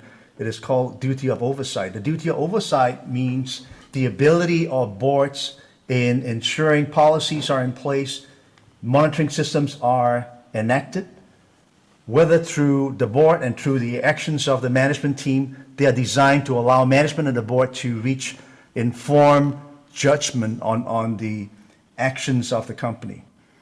And thirdly, the duty of care is that the directors have a legal obligation within the stock exchange to make lawful and informed decisions. So you've got to have that. The duty is about the robustness of the process, the information, the actions, and the process and procedures within the company. So these are the duties and obligations of the board directors, which is first and foremost. And Sandra talked earlier also about the objectives of the company. What does the company exist to do? What kind of services and what's the mission of the organization? And ultimately, the board is responsible for the long-term sustainability of the organization. So that's my view, Dr. Ashraf. Thank you, Colin. Karina, now you are an experienced board member, and you have been promoting a lot the idea of sustainability in different companies. Now, my question to you is if a board is a company new in the area of sustainability, so the board would like to start thinking about this. I mean, where do we start? Where does the board start to have sustainability in their company? I mean, this applies to this part of the world where still it's a new concept and companies are still thinking what to do there. So where do you start? Thank you for the question. Thank you for having me today, Dr. Ashraf and Hawkamah. And thank you to Sandra and Colin, because you've really laid the groundwork for me to then jump into the, the difficult part. And that is, ESG, there's a reason why it's not called compliance, right? It's the very essence of ESG is to identify those areas where companies need to do things differently and better from what the law and the regulatory framework require them to do. And that immediately raises interesting conundrums in respect of the points that Colin just made, because, and I've experienced this with colleagues on my own board and with fellow directors in other companies, when grappling, for example, not only, but for example, with the challenge of climate change, which is so extensive and so extreme that it calls on us to think about the business model and about major capital investment decisions in a way that could conceivably, in fact, often requires us to take significant risks, leave short-term business opportunities on the table because of a judgment that we may reach that over the longer term, this is bad business, this exposes us to the risk of stranding, and therefore raises, and I have this objection from several directors, if we do this, we're going to be in breach of our fiduciary obligations as directors to maximize shareholder returns. And so there's this kind of friction between where boards have always thought they needed to be versus where they have to go in the face of some very unpredictable and unprecedented challenges. So that, by way of introduction to your question, if you're starting out on this journey, you're jumping into level 4.0 of a problem. You're not thinking about how do I make sure that my health and safety is in line with global best practice? How do I make sure that my anti-corruption framework is in line with global best practice, or that my employee engagement or my human rights practices are in line with global best practice? You need to do all of those things, but you also need to think in terms of survival. And if we think about where we are today, this very day, in the middle of COP27, happening just across the straits in Sharm el-Sheikh, hosted by a major oil and gas producer. My own company is the largest gas producer in that country. What sorts of challenges does that raise for directors when business as usual for us, which by the way is going very well with the current price of gas?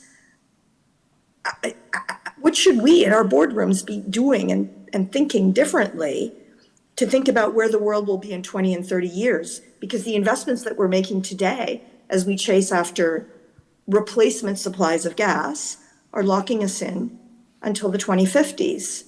And will those investments still be viable at that time? So to answer your question, Dr. Ashraf, boards have a harder job than they did before because they need to think with a lens that is much further out into the future, where the level of predictability is even lower than it always was. I mean, we always knew we were operating with imperfect visibility into the future. This is worse than before.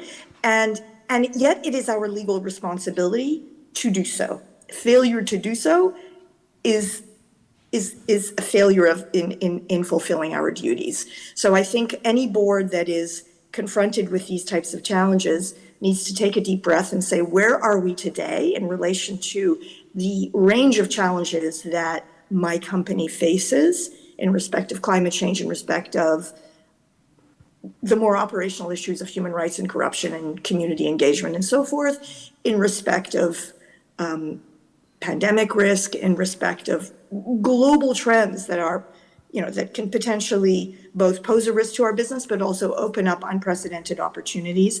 And where do we want to position ourselves in respect of those challenges and threats? Okay, thank you. Sandra, I want to ask you, what kind of practical lessons and experience we can get from companies which have done good or done bad in this area of, as Karina was talking about, the responsibility of the board and having this long-term vision? I mean, do we have any practical lessons for other companies to learn from, failures or successes in this case? Yes, certainly. I think that we could start with the success one. And I was talking that the departure point could be, a good departure point could be the definition of the purpose of the company. And this is not a rhetorical exercise. It's an exercise of putting together board and management and involving a very big group of employees of the company on defining what is the purpose of this company beyond reaching economic value. Of course, economic value is there, and economic value should be there because you have to finance all the other activities of the company. But what is on top of that? What is beyond that? And why this is important? Because it's precisely the purpose that put together the internal actors of the company, employees, management, board, but also the external ones, suppliers, government, investors. So when you have all driven by the purpose, it's much easier to communicate the goals of the company and to involve all the stakeholders towards that goal. When you have the purpose, then you can pursue an analysis on materiality, and we've been talking today on different approaches to materiality. And then you're going to reach the indicators that the company will pursue in this regard. You have frameworks around the world. Karina has been working in a very good framework to orient boards on how to approach ESG and particularly climate. So I think this is a very valuable exercise, and it's much different of only taking the compliance approach. As she said, otherwise we would be calling this compliance. And this is not about compliance, or at least what I'm proposing here, it's a value creation exercise to adhere to ESG factors, not only the compliance perspective. The bad examples are the ones that companies are pursuing ESG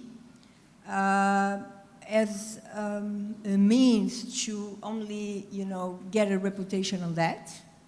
So this could be related to a greenwashing exercise. And this, I think it's more dangerous than not doing anything, because you promise and you do not really deliver. And you not get the real value that I'm talking about, the value of putting together all stakeholders towards a certain objective of the company. This is really sustainable and valuable. So the good approach by another approach that I think it's not only valuable, but it's dangerous. Now, other panelists, can we have any examples or lessons learned from other examples, good or bad, in the area of boards taking sustainability forward or not taking it forward? Can you give us examples, please, and lessons learned? Karina? Dr. Ashraf, if I could give an example of a specific example, of how we actually shifted to this ESG process from one of the companies that I sit on the board on, which is AET Tankers. Unlike Karina, which is at E&I, which is upstream, I'm on the downstream side, where we actually provide logistics. We actually lease ships on a long-term basis, 15, 20 years. And these could be ranged from mid-sized tankers. And these are businesses, oil and gas. We're in the oil and gas space, which is very much in where a lot of the participants today are in. And what we have done actually in the last 3 years is to embark on an exercise of defining, as Sandra says, what kind of business are we in? How do we benchmark ourselves to be the top 3 in the world? And I believe that we're right now, in the last 3 years, we are one of the key petroleum tanker lessors in the world, with a worldwide fleet, with BP, Shell, Total, Equinor, as an example. And we're doing a lot of these things where a year or two ago, we were benchmarking and deciding if we were to continue our business model as this, and knowing, for example, that we cannot continue to operate in a very dirty environment where our ships are generating 20 to 30% greenhouse gases than before. And this is how we have actually benchmarked that by 2030, 2040, 2050, there are progressions in place. We have changed the entire fleet, for example, which are built in Japan and Korea. Yeah. And we are still receiving ships as we speak in this current times, which is actually a great thing, right? Because there's a huge shortage of petroleum tankers in the world. Our investments right now could not be more opportune. And we're receiving ships. This year alone, we've received 6 tankers, and we've deployed them. We're receiving another 6 more tankers next year.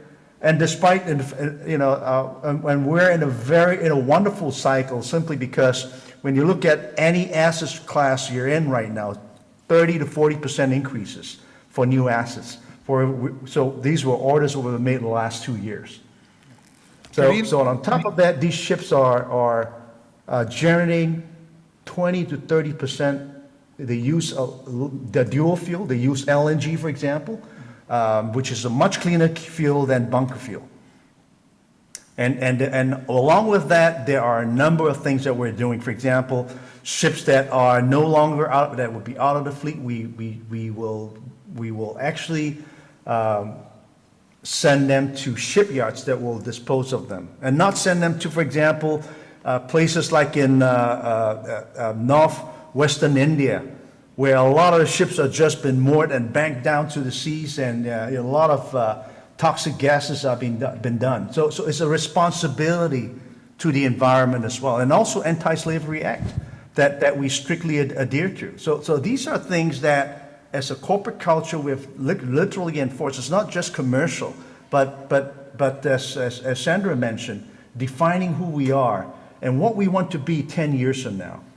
And we also know that at the same time, we've got to do a strategic pivot. This ESG model is depending on whatever model you use, the GRI or the TCFD. In our case, we use the TCFD modeling, for instance.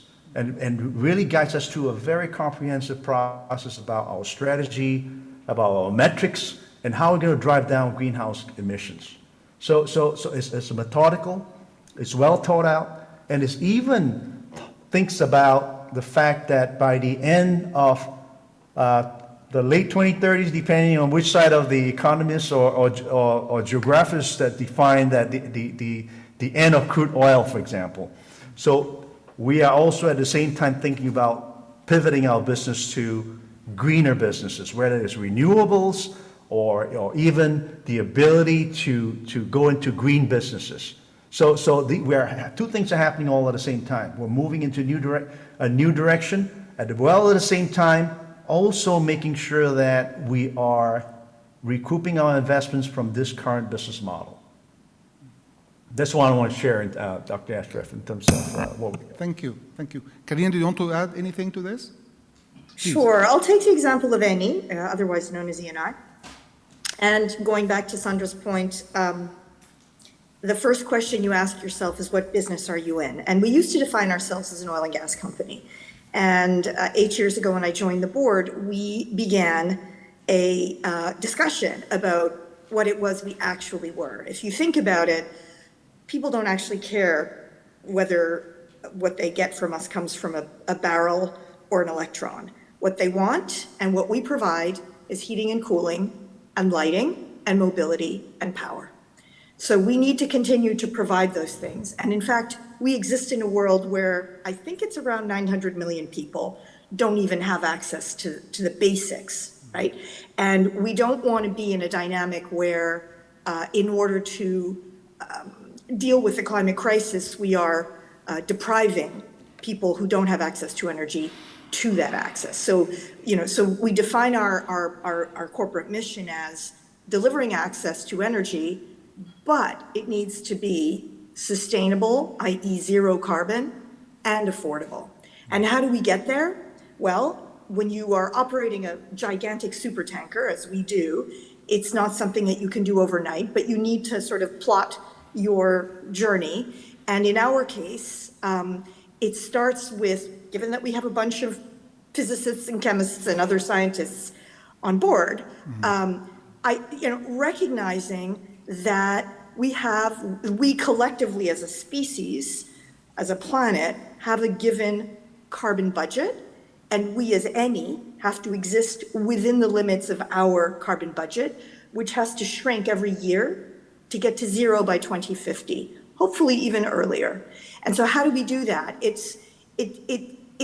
starts with an acknowledgement that our core product is actually the core problem. Right? So again, we're not going to switch off the tap instantly because we have obligations to our customers, to our shareholders, and technologically it's not something we can achieve in the blink of an eye. But what we do is we deploy all of our technical capital and our human capital and our financial capital towards investing in a transformation. And in our case, we've determined that transformation takes the form of investing in a wide range of alternative technologies, solar, wind, hydrogen. We even invest in nuclear fusion and a variety of other, of course, biofuels. We're very, very big in that. So in order to finance that, I mean, this is part of an integrated strategy. We have to take the core business, the legacy business, and instead of investing for continued growth over an indefinite period, it's about growth over a definite, as in a limited period, a time-limited period, where the emphasis is on near-field extensions, very high return, low risk, rapid payback projects that generate maximum cash, which is split three ways. One, paying investors, keeping them happy, keeping them on side with dividends and buybacks that keep us competitive with rivals.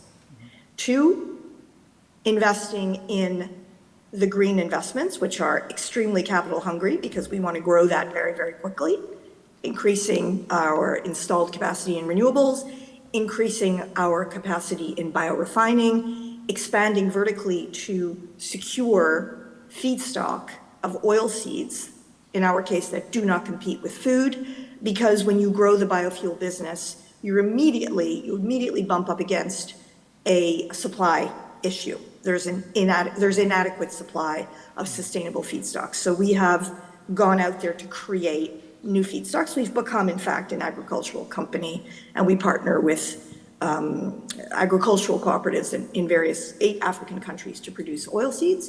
And the third area where this cash goes is to reinvest in the upstream business, just enough to keep it ticking over to sustain the transformation of the business. And so if you look at those 3 buckets together, keeping the investors happy, investing in the green stuff at a pace that is delivering outputs of clean energy, and also keeping investors happy because they want to see results. And also the third bucket being making sure that the integrity of the upstream business is preserved so that it's continuing to generate that needed capital.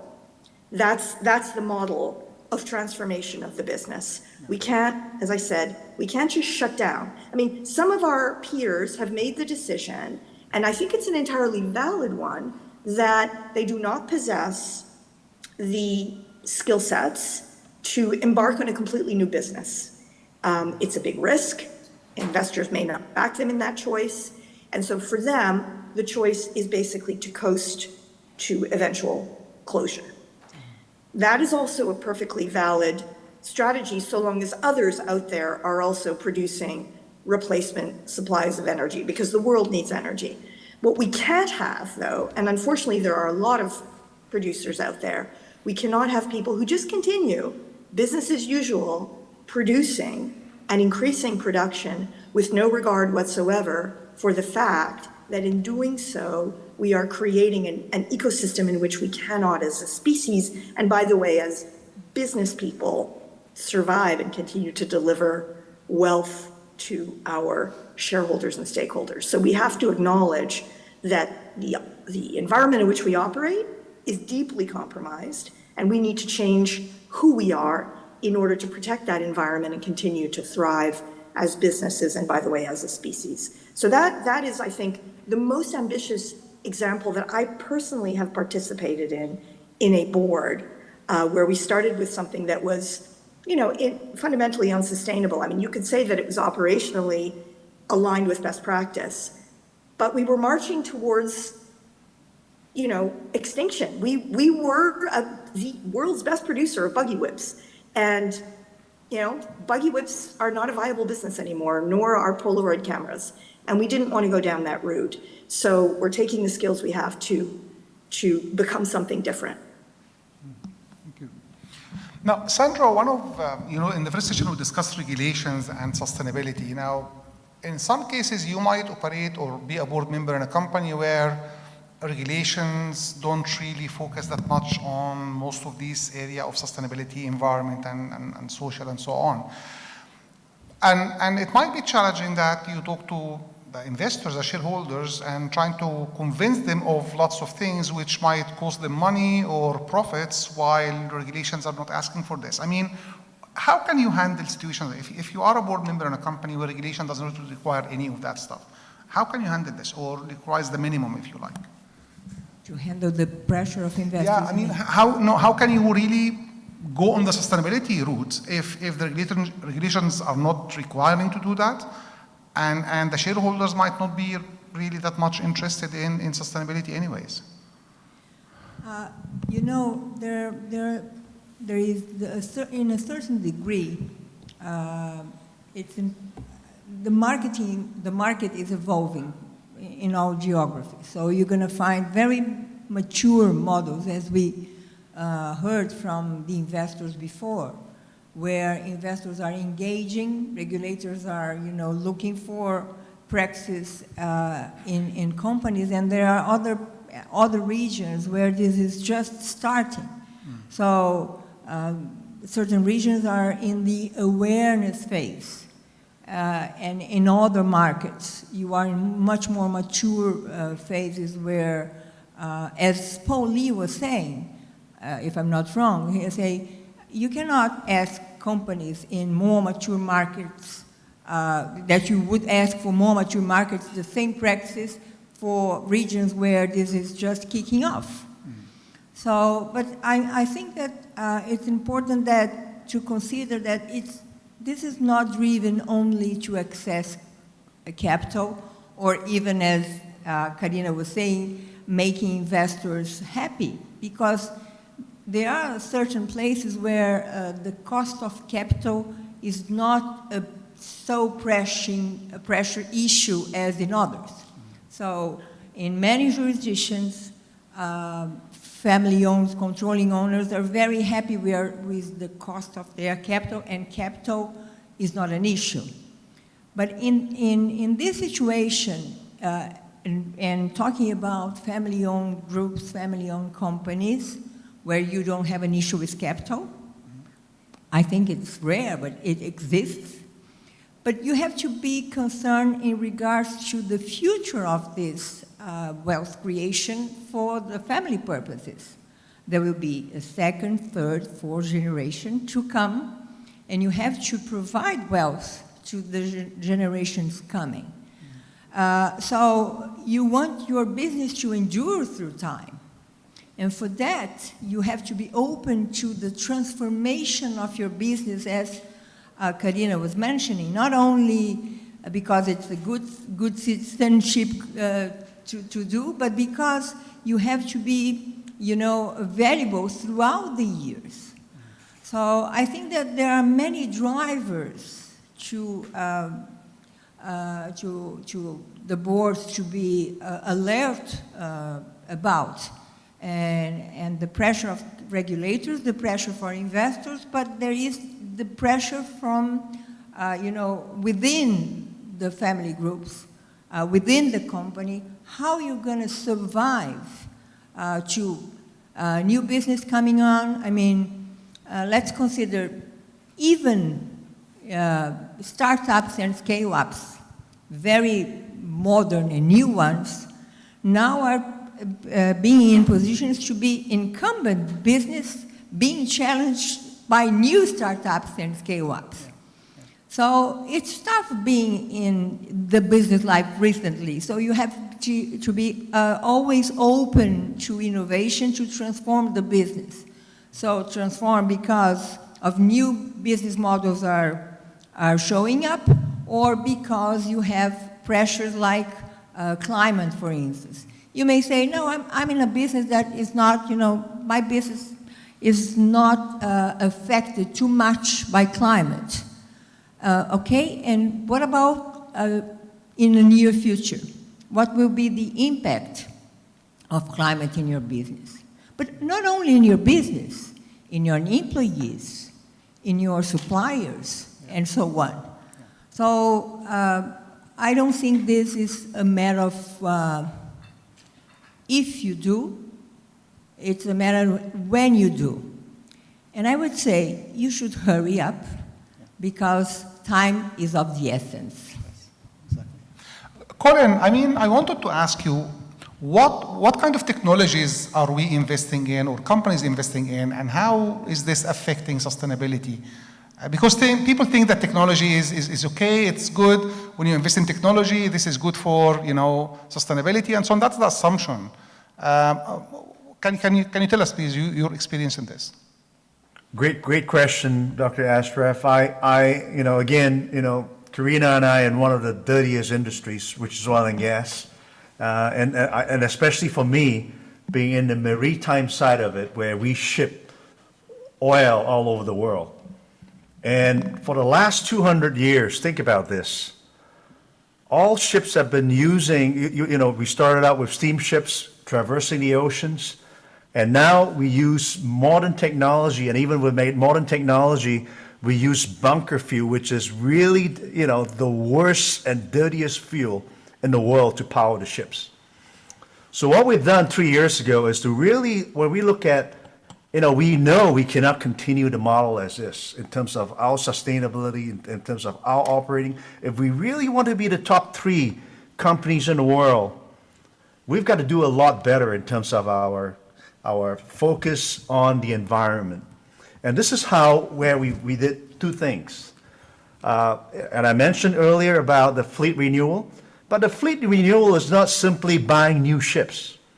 It is simply, the game changer is really into dual fuel, where the ability of using bunker fuel and LNG gas. LNG gas is a transition fuel. It is one of the cleanest fuel that's available right now. And so we have ships that uses two types of fuel at the same time. So the ability to reduce emissions, and we have the ability to compute and actually know exactly how much greenhouse gases we emit. But the second technology area, it is really transformational, and I think I was really excited being part of this. When we were going through this in the strategy review a year ago, we were looking at ammonia. Ammonia is a fuel that, if you're able to use this on a ship, it has zero carbon. Think about this. If we can have ships that has zero carbon emitting capacity, we can operate a ship anywhere in the world with zero carbon. And that's exactly what we did. And we just made an announcement this year that we're going to invest in 2 ships using ammonia as a fuel. And frankly, even as a multi-billion-dollar company, we can't do this alone. And we did this with a number of technology, not only technology partners, but also governments. In this case, we were partnering with Lloyd's in London. We provide the cognitive and the ability to strategize on fuel. Lloyd's Register out of London, for example. And we also partnered with the Singapore government, the Maritime Patrol Authority, because you can't just invest in the ships. You got to have an infrastructure. The infrastructure is multi-billion dollars of infrastructure in terms of refueling ammonia. And not only that, if we were to use ammonia, think of this. If we had just a slight leakage, this entire room that we're having this conference in, everyone will be down and we will have a fatal incident within 1 minute, because ammonia is toxic at the same time. But we have the technology, and and not only that, the ammonia is green itself. It's from a company out of headquartered out in Australia, and Australia has green ammonia. They have the capacity to produce, because of the amount of renewable energy there, the ability to produce green energy. So throughout the spectrum, this is going to be revolutionary, Dr. Ashraf. An ammonia-powered ship on a VLCC class. This a million to 2 million barrels per day that these ships can literally ferry. And on top of that, when we launched this back in June, we now have a customer, PTT of Thailand.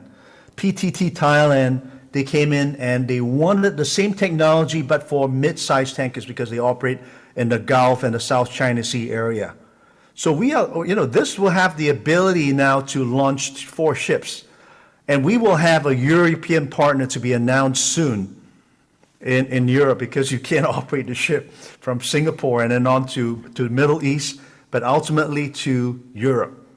So these will be the transshipment point between Europe and Asia, where the ability to transport petroleum on a zero carbon basis. We're talking this ship is going to arrive in 3 years' time. Ladies and gentlemen, this is revolutionary. And we're going to have to test this technology on the basis that when it's successful, this can be spread across fleet globally. There's about 100,000 ships in the world. And every year, about 10% of these ships have to be replaced. Just imagine that when this ship, 2 to 3 years from now, when this launched, and when we're successful, we will be able to speed the implementation of this zero carbon vessels. Another technology in which we're investing with Shell and Trafalgar, it's a Swiss company. And of course, all of you in this room know about methane slip, CH4. When you use LNG, there is definitely in the distribution, in the refueling, and even on the ship, there'll be gases, methane gases that will be emitted by the ships. And methane is 28 to 30 times more harmful than carbon dioxide. So this is an area that we focus and attack on. And we actually invested in this space with this Swiss company. And it's going to be proved, this technology is going to be proved in the next 1 to 2 years. And the machinery that's going to be deployed on all new ships will be such that it's able to minimize methane to less than 1%. It's significantly impactful. So it's a whole series of technologies, and also we invest in the venture capital companies, and the venture companies are in, for example, IoT technology, the ability to censor and use artificial data, artificial intelligence and data analytics to analyze the ship operating parameters, emissions, and when this is all put together, Dr. Ashraf, it'll be such a powerful tool, and it'll be very impactful on the maritime industry. This is going to be revolutionary. This will be revolutionary. So it's an exciting space that I've been part of together with my board on this, and we totally support this arena. It's really exciting. Karina, I'd like to get back to you on something that you mentioned a few minutes ago. With the COP27 and COP28 next year, inshallah, are held in a region where it is, economies are mostly oil, despite of diversification efforts. Still, a lot of countries, 90%, 80% of revenues coming around oil and gas and so on. What would be the responsibilities of the boards in a region like this? What would be the recommendations for them? I mean, that's the economy, that's what you have. This is actually the resource that you have. What is it that you can do then? Please. Thank you for that question. I mean, I think the region, a country in the region hosting COP28 is immensely significant for exactly the reasons you say. But I do think that the company in which I operate is really a microcosm of those same challenges. In fact, probably even more acute, because 100% of the business until recently was dependent on fossil fuels. So how do the region unfortunately does not get to escape the global climate challenge. It happens to be very fortunate that it's sitting on the most abundant and cheapest and easiest to access resources in the world, which means that in the hierarchy of assets that will continue to operate until such time as they have to stop, this is the region that's going to be the winner. The challenge is that if you talk to just about everybody in the industry, everyone believes that they will be the last one standing, that they are, Canadian, I'm Canadian, so I'm going to say this, Canadian operators will tell you that they have the best, cleanest oil, even though it comes from oil sands, because it doesn't have human rights abuses, right? Or because it's operating according to the very cleanest environmental operating practices, even though the well-to-wheel footprint is extremely large. So we need to get, first of all, past this misapprehension of where the different resources stand and which ones are going to be the last ones standing. And clearly, the Middle East is the winner on this one. But it doesn't mean that it's a permanent asset. It's an asset that also is going to be taken out of service. And so it behooves the industry, it behooves the region, just as we are doing in ENI, and I know that some of our peers are doing the same, to use the resources that we generate today, the wealth that we generate today, from an asset that needs to be ultimately sunset to finance the industries of tomorrow. And we're seeing that already in the Gulf. We're seeing major investments in diversification, not just in non-energy industries, which of course is necessary in property and real estate and finance and agriculture and so forth, but also in energy that will replace the energy that is being produced today. And again, the Gulf happens to be quite fortunate that it's also sitting on some of the best natural, as in renewable energy resources in the world. So the prospects for affecting that transition, that transformation into new industries are good. It doesn't mean that it has to go back to the Stone Age, right? But it needs to be planned today, and it needs to be managed in a very, kind of with intentional way, with the recognition that the clock is ticking, and that this is a gift that the region is sitting on that needs to be used wisely to fund the transformation and long-term sustainability of the region for the benefit of its people. Thank you. Now, a question for the three of you, actually, starting with you, Sandra. Do you feel, because you are all three experienced board members in so many different types of organizations and companies, do you feel that board members have enough knowledge and awareness of all these issues we are discussing right now? And, do we need to think about education for boards? And what is the status of boards? Are they all advanced in a way to handle what kind of challenges we are talking about? Sandra. Well, Ashraf, an honest answer would be no. And I think my colleagues, Karina and Colin, will agree. Of course, throughout the boards, you have different people with lots of knowledge on that. But we are talking about an average here around the world. I think that even companies where there is a good awareness and understanding of the ESG factors and needs, I see, at least in my region, Latin America and Brazil, I see many boards delegating to management the understanding of all, Colin was talking about TCFD, GRI. They may eventually think that it's too operational for a board director to tackle. And this is an issue. I think that today, a board director is being challenged every single day. I mean, changes facing us all the time, every day.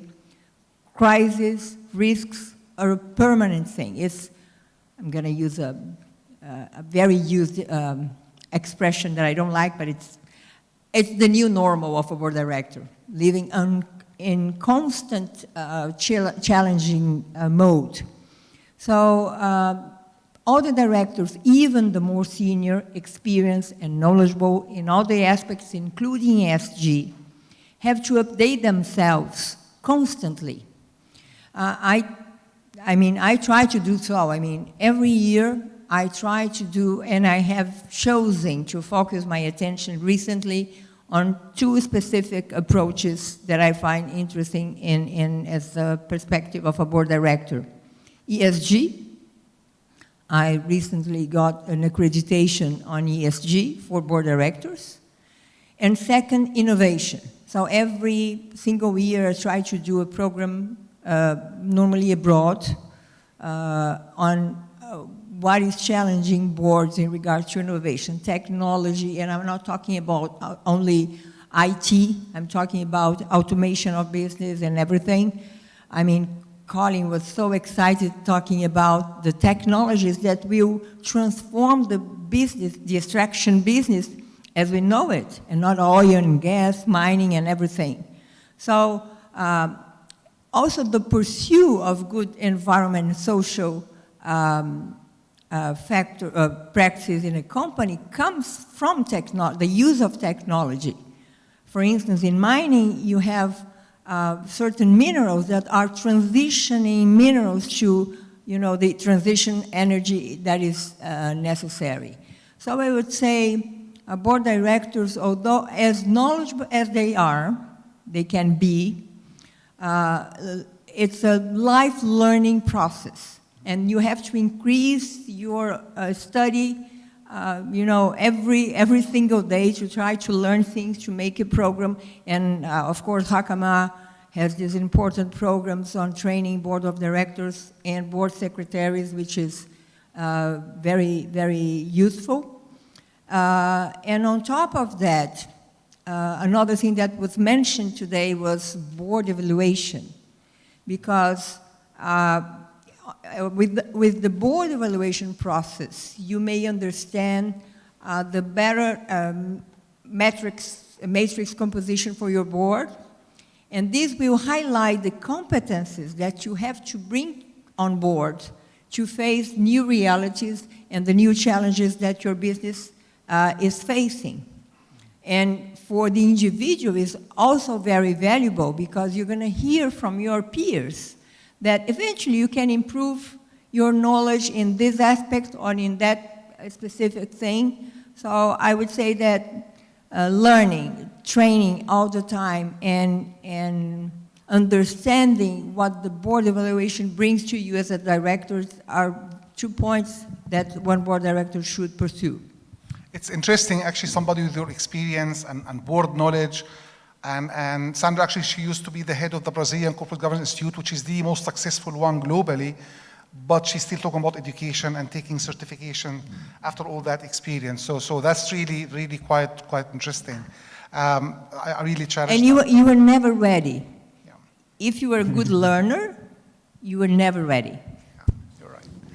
Okay, I Colin, can't agree please. more with I can't agree more with what Sandra just said, especially when we talk about training and especially on ESG. There's so much going on. Sandra, I can't agree with you more. And it's so critical for our board directors to get themselves trained on, which is something I'm really concerned about. I just want to quote something. I was on the INSEAD University board before. And Hydrix and Struggles, together with INSEAD University, conducted a study last year. And what they found was that 75% of board members said that climate change is very, very important to the strategic success of their companies. But do you realize that at the same time, the study also found that 46% of the board members says that they have insufficient knowledge or no knowledge about climate change implications for financial performance. Now, this is extremely concerning. The only good news is I'm on Diligent Board, the Diligent Institute, which provide board books, one of the biggest corporate board books in the world, which is a SaaS software company. And what we found with our own survey in the last 6 months, that ESG now at every board meeting is being discussed this year especially. And as recent as August onwards, board directors are really taking notice. And now boards are really wanting their board directors to be trained in ESG. So there are various kinds of programs, and Sandra has been certified as an ESG. I was also one of the first ESG certified board member by the Diligent Institute, for example. This program only started beginning of this year, and our certification was only in July. And I can't say how important this is. How can you be on the board when you have no understanding of what ESG is all about? It's easy for us to talk about just the three alphabets, E, S, and the G. But there are so many things, there's so many concepts, and so many areas of practices, of best practices that you need to be really up to speed on. Singapore, starting on January 1st, is going to start onto a TCFD reporting process. And the only good part is because it's going to be law January 1st, people are going to really take notice. And board directors are really going to get themselves trained on this, which is good. Because it's not just the board, but I think everyone, you yourself, need to get yourself up to speed on this. This is so critical. Yeah. Karina, I'd like to add something to this discussion. Yeah, I'm very happy to come after both of you because you leave me the easy part, which is A, to agree, and B, to just add a few things. First of all, Colin, in fact, I'm convinced that if 75% of the respondents in the Hydric and Struggles survey said that climate change was, a major risk factor for their businesses, and 43% said that they didn't possess the necessary skills, I think that is a gross overstatement of those who implicitly say they do have the necessary skills. I'm sorry, 57% of directors do not. They simply do not. And in fact, one of the other major search firms, I forget which one it was, stood up at a symposium I attended not too long ago. They had conducted a review and they said 3% did, all right, 3%. So we have a lot of work to do. And I would add this, I mean, I did my entire career in this area through the lens of sustainable investment, right? My career started off in banking and then in asset management, and I quickly pivoted into sustainable investment in the 90s, all right?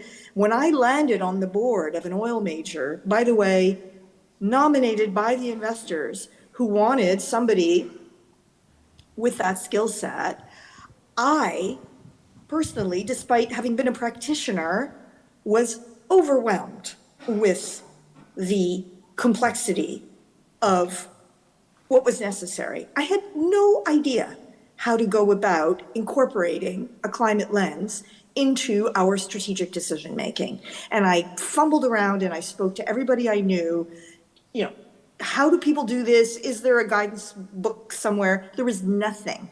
This is why Sandra very kindly referenced earlier that I started an initiative to address this gap.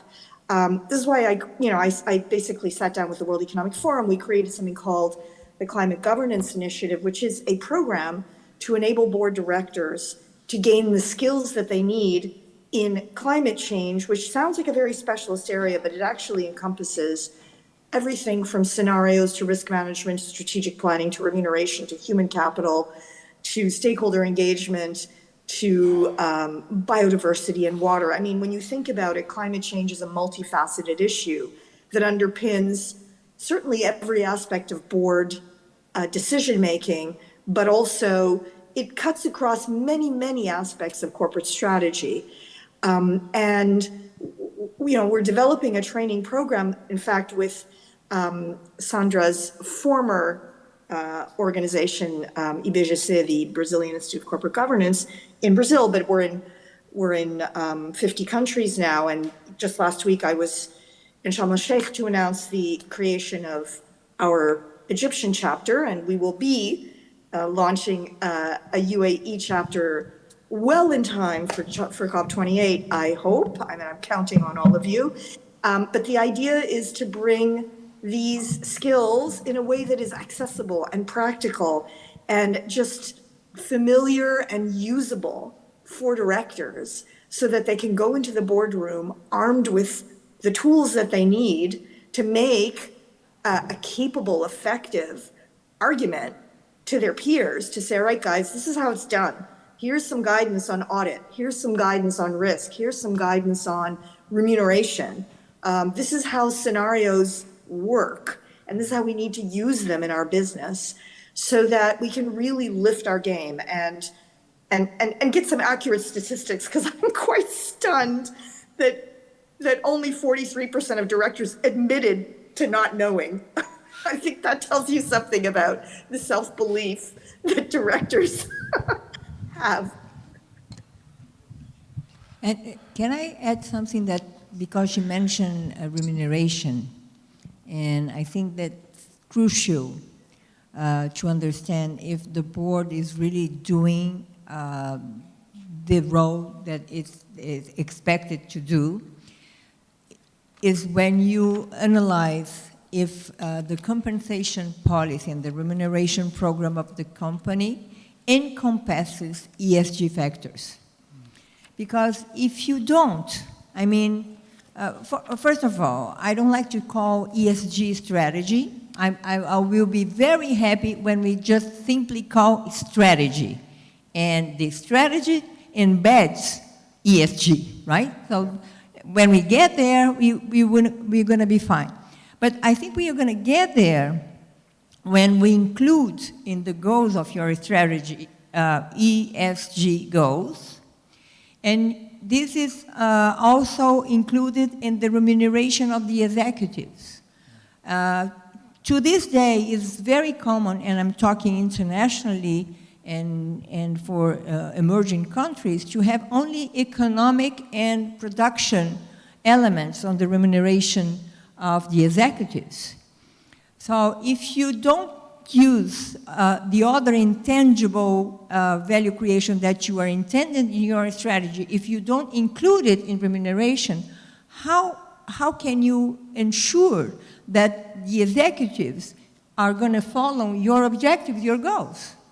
I mean, climate, reduction of emissions, the healthy conditions of your social network, your conditions of work, diversity in work, all of these elements should be considered in the compensation and the remuneration of the executives. When you see that, you can see that there is a good level of maturity in the specific company dealing with ESG. I don't want to surprise you, but I'll just tell you one very recent experience. As part of an exercise we are doing right now in Hawkamah, I mean, I've personally read at least like 50 or 55 annual reports and sustainability reports of companies in the MENA region, where regulators, they force companies that they have to mention the risks in their annual report, what are the risks they are facing, and how to mitigate that. I can say I couldn't find a single one which mentioned environment as a risk for them, despite you talk about companies in the area of manufacturing, you talk about financial institutions, investment companies, logistics companies, retail businesses, all different types of companies. Apparently still they don't perceive this as a risk. So they have things like they say we plant trees, for example, but they never really mention environment as a risk that's facing them and that might affect even their profitability and business. Despite what we see in the crisis of, commodities, for example, and stuff like that from what's happening in Russia and Ukraine, but they still don't see this as a risk. So that's not translated into their annual reports and their, of course, board discussions at this stage. So we have only a few minutes, actually 2 minutes to go. If somebody has a comment or a question.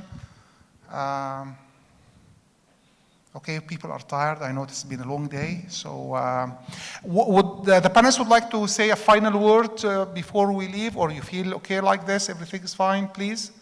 Karina? I have a final word, if I may. And it goes back to, I think, a point that Sandra made earlier on about how regulation and policy are not always consistent. In fact, by definition, they're not where they need to be. There's always a time lag between what ought to be happening and where regulation is. And, what should we as directors then do? Should we respond to the way the policy signals, require us to behave today, or should we be anticipating where they ought to go and therefore perhaps are likely to go?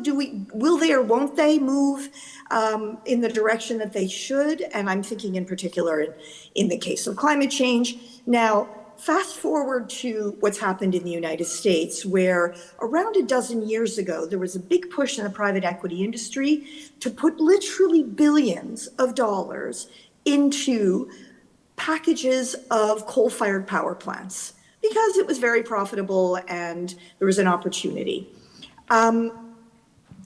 What's happening now with the new legislation in the United States? These plants they need to be taken out of service, but investors are sitting on billions of investments that are stranded. And there's an argument about who should pick up the tab for basically writing down those assets, and taking the loss.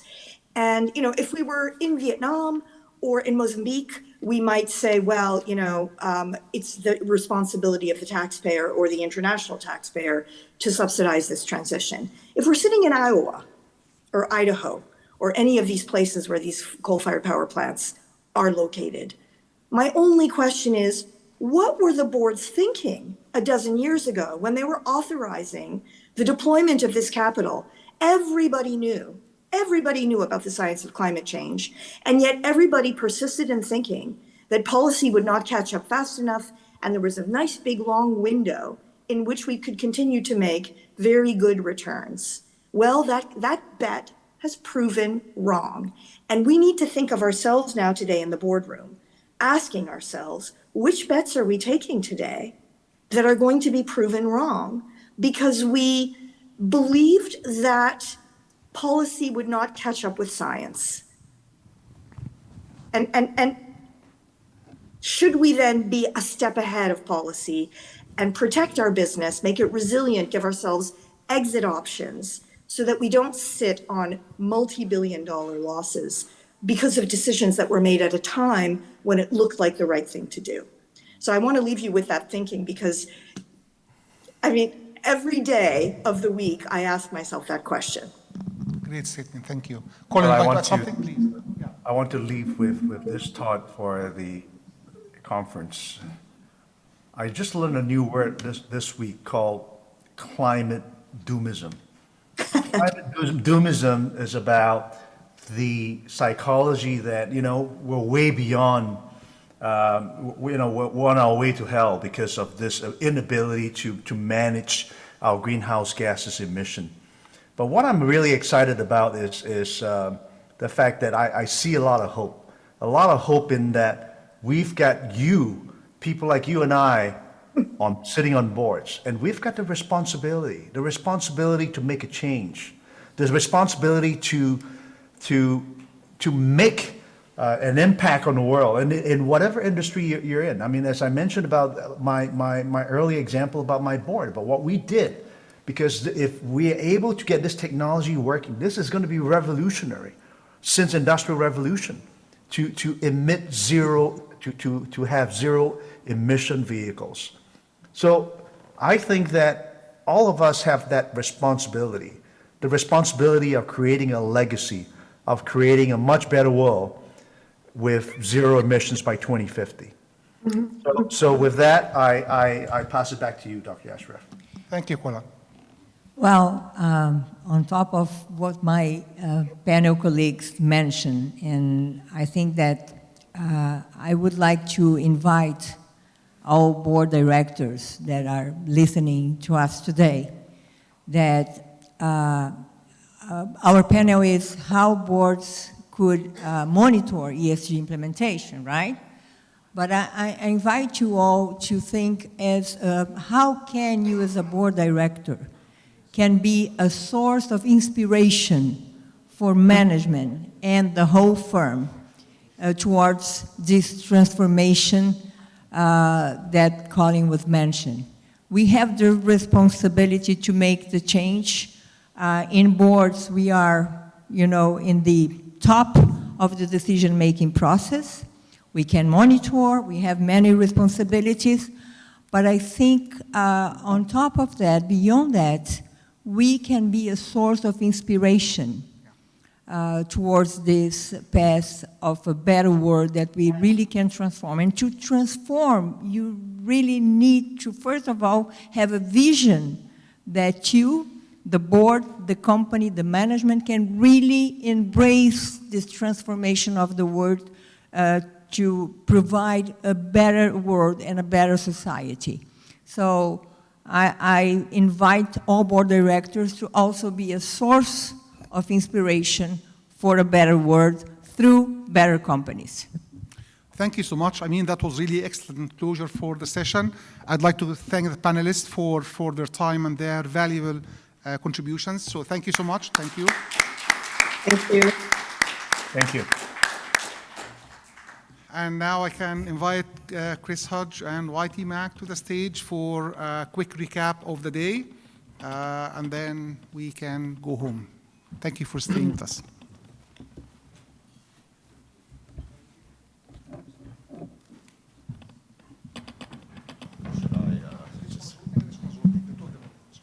Okay. Yeah, maybe I'll go to Hi, it's great to see the brave souls that are still here. Okay. Chris and I are supposed to close.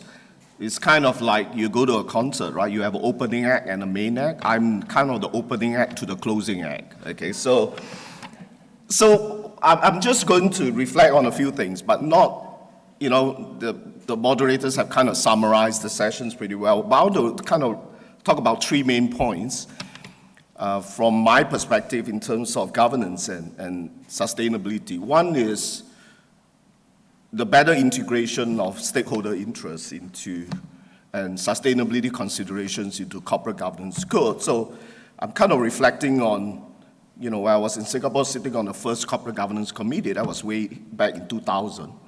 And one of the first questions we discussed was, should we follow the shareholder or the stakeholder model? We said, let's follow the shareholder model. And of course, we did talk about stakeholder interests, but all the principles and the guidelines were written with shareholder protection and shareholder value creation in mind. So you look at the whole code, essentially it's just lip service to stakeholders' interests. And I think that's the same in a number of other markets, in Asia, for example. Fast forward the global financial crisis, when the codes were reviewed again around the region, you see a little bit more emphasis on stakeholders' interests. And I was in the last committee that reviewed the code again. In 2018, they released the code again. We then had a separate new section on stakeholders' interests, okay, and new principles and guidelines. But my view is that that's not enough. My view is that the whole corporate governance code should be relooked at from the board, from remuneration, risk management, internal audit, everything. And sustainability considerations and stakeholders' interests should be weaved better into corporate governance codes. That's my first point. My second point is really about, there's some, comment about the fact that a lot of today, when we are looking at sustainability reporting standards, basically, if you look at the major standards, it talks about having to disclose the governance bodies that are responsible for overseeing and the management bodies that are supposed to be responsible for managing sustainability risks and opportunities. But as I think one of the session commented earlier, it's kind of left to companies in terms of what kind of sustainability governance structures and management practices that they put in place, pretty much left up to them. And I think just now in the previous panel, what is the role of the board in ESG? I think one of the roles of the board in ESG is to make sure you have the appropriate sustainability governance and management structures in place. Is the whole board responsible for sustainability? Do you put it, I see some companies putting it within the risk committee, some put it in the audit committee, some say we set up a separate board sustainability committee. Some say it's a board sustainability committee together with other committees. I think boards need to think about what is appropriate for them and what kind of management bodies ought to be involved. And you think about your 3 lines, we talk about 3 lines of defense, I think you need to think about those. What are the attributes you want in your chief sustainability officer for your business? So that's my second point. But related to that, also the point that was emphasized, I think Sandra may have made that point, which is, the materiality assessment of what is most important, right, for your company. I think that's extremely important to get that materiality assessment right because it drives everything else. The SASB standards give you some guidance because it talks about for a certain industry subsector, these are the key things. But for every company, there are unique ESG factors that you face. But in order to do all that right, I think you need the right people. So we come back to the board, having the right people. And just now, there was some talk about board skills and competencies. A few days ago, I posted on LinkedIn about this top 50 market cap Australian listed company, and they kind of posted in their annual report, they kind of listed 10 skill sets that they think the board needs, including sustainability, cybersecurity, and all that. So they rated how many of the 9 directors have each of the skill set. Most of them were 9 out of 9. So basically, out of the 10 skills, they said 9 of the 9 directors have that skill set, including cybersecurity, sustainability, governance. All the directors think they know governance, and the minimum was 7. When I look at that, I posted on LinkedIn, seriously, this board is overrating itself. So I think getting the right people and getting an honest assessment, of the board is very important. The last point I want to make is about greenwashing. because I think that's a big risk, greenwashing. We have seen some examples of greenwashing problems. I'll cite you a couple of examples from where I come from. So we had a company, which is a glove manufacturer, a Malaysian company that's listed in Malaysia and Singapore, and of course they were singled out for forced labor practices. So that was the first ESG scandal that hit them. Okay, and not long after, an NGO basically said that they were misreporting their Scope 3 emissions. They probably didn't need to report Scope 3 emissions, but the fact that they reported Scope 3 emissions exposed it, and they were criticized by the NGO. And I want to point out that the sustainability report, including these indicators, were subject to a limited independence assurance. So even though they had limited independence assurance, they were accused of greenwashing, okay? But a few days ago, there was a big example, a Singapore government-linked company.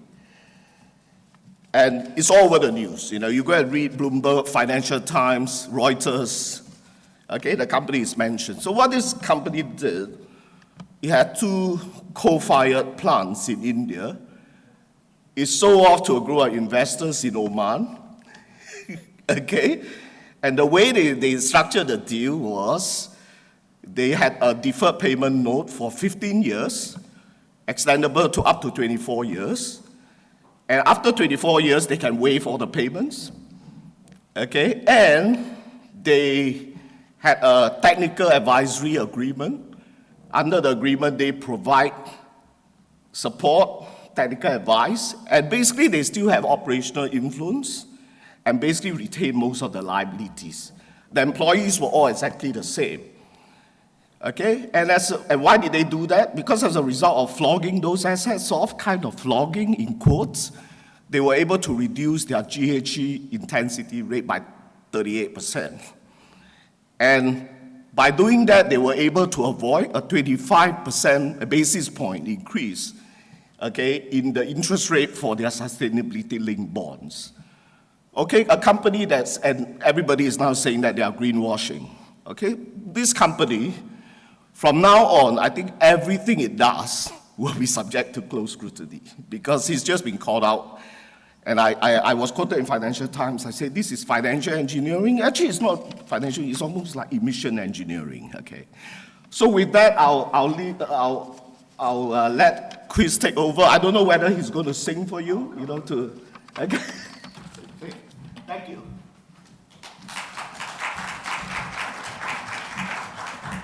Thanks, Whitey. Thanks, everyone. Sandra said you are never ready, and I'm now determined to prove her right. So just a couple of general observations on what we've heard today. And the first is the difference between governance and ESG, I think, in terms of some of the implications, because normally we get together and talk about governance, and that's complicated enough, and there are many different dimensions to that. But I think compared to ESG, governance is almost quite straightforward and simple. And I think for me, perhaps the key difference is governance is there to support the strategy and the business model and the performance of the company. If you look at ESG and sustainability in the round, that actually drives the strategy and the business model increasingly, or certainly should be. Governance continues to support that. So I think in terms of both the implications for companies and for regional and national economies, it's much more significant. It's, I think, a lot more complicated as well. We've heard in the last session and some of the things Whitey have just been talking about, identifying materiality, the complexity of integrating it into board-level activities and policies. Speaking to people who try to do this at an operational level in companies, they say operationally it's, again, much more complex than governance is, and as I say, governance can be complex enough. I think it was Christina who said that in terms of investor stewardship, it's every part of the organisation needs to be involved in doing that, and certainly from what I hear from people who are trying to implement ESG policies in companies, the same applies there. So in many respects, it's a much more complex thing, as well as having much more wide-reaching implications. The other issues, perhaps picking up on some of the other sessions, are, from a board perspective, is you can't assume that the things that you consider material will necessarily be the same ones that are on the agenda for investors. What we spoke to from there, we didn't really get into the topic, or we didn't have time to get into the topic of what their individual priorities were, but I was speaking to the company secretary of one of the largest listed companies in the UK last week, and they said that for those investors who do want to engage with them on sustainability issues, everybody talks about climate.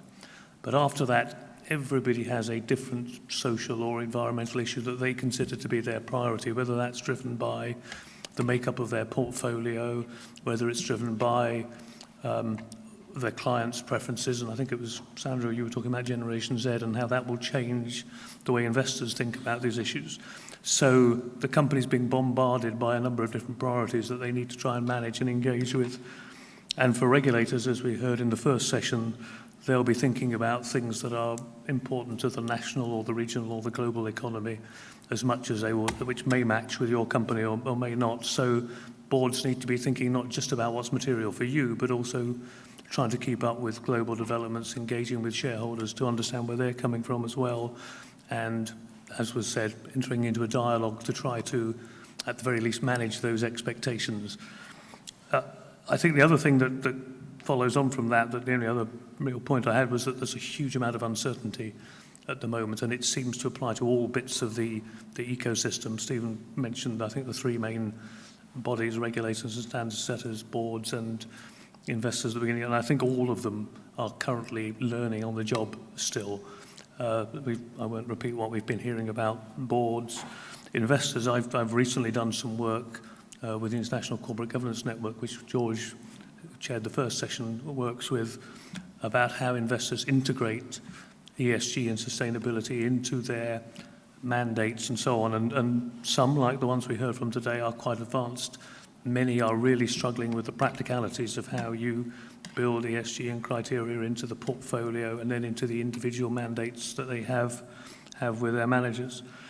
So they're still learning, boards are still learning. Regulators and standard setters, I think we heard very clearly today that it's not the lack of activity that's the issue, it's the difficulty of pinning it down and coordinating it in a way that gives you some sort of global consistency on this. And that's, there are several hundred different frameworks if you add all the ones that are global, national and regional together. So there's a long way to go before we have a clear path on that. There's a lot of good work being done to try and integrate those at the moment, but it'll be a while before we see the benefits of that, or you as board members and a board advisors see the benefits of that.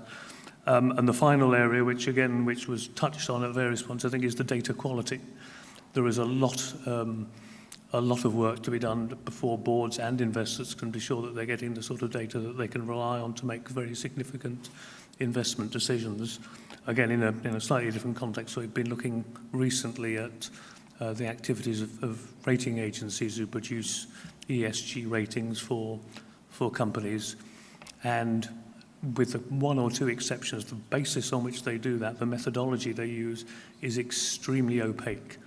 It may be very good, but nobody can tell from outside. I think there's a reference to a black box earlier today at one point. I think it's very similar to that in terms of the data quality. So I think I would like to stand here and say everything will be sorted soon and it'll all become much clearer. And by the time we gather next year, we'll all be laughing at how we worried about these things.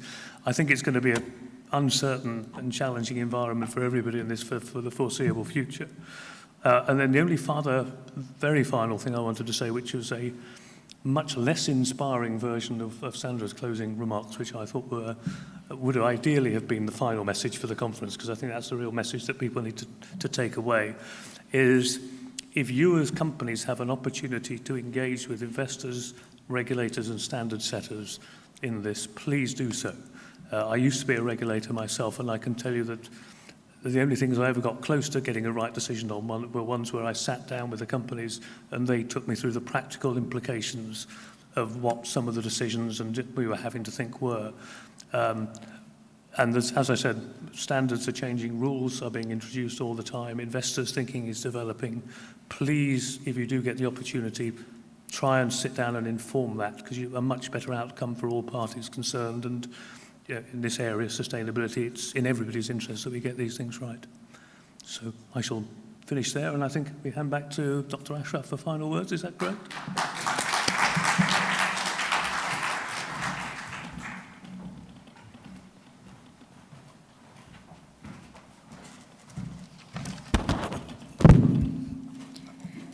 Thank you very much for these very insightful takeaways for us to consider. Dr. Ashraf, would you like to join me for you to give in the final word and to close the conference? And before that, I would like to thank one last time our sponsors for their support of our conference. And I believe we have two representatives from two sponsors that are left with us at this time. Ayman Saadallah from Dealey Trust and Amr Mukhtar from Tonic. Please accept a very small token of appreciation from the Hawkamah team.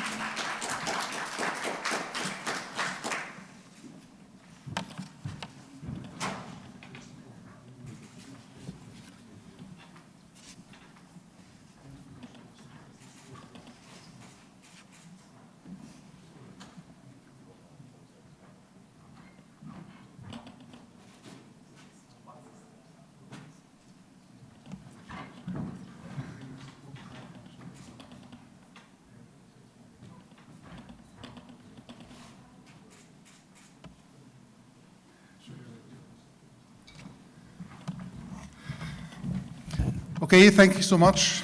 You are the champions, actually, who stayed to the end. I really would like to thank every one of you. Especially thank you to my team members, I mean, especially Sadia, Arij, and everyone else, actually, who put a lot of effort in this. So thank you, my team. It's a small team, but it's a brilliant team. So thank you for your efforts. Thanks a lot. We always like to hear your feedback, your comments, your suggestions. Next year we have another event, inshallah. So please give us your input, what you'd like us to see doing, what service you'd like to have from us. And I'll see you on other occasions. So keep following us. You will see lots of events happening soon, inshallah. Thank you, everyone. Have a nice evening. Thank you.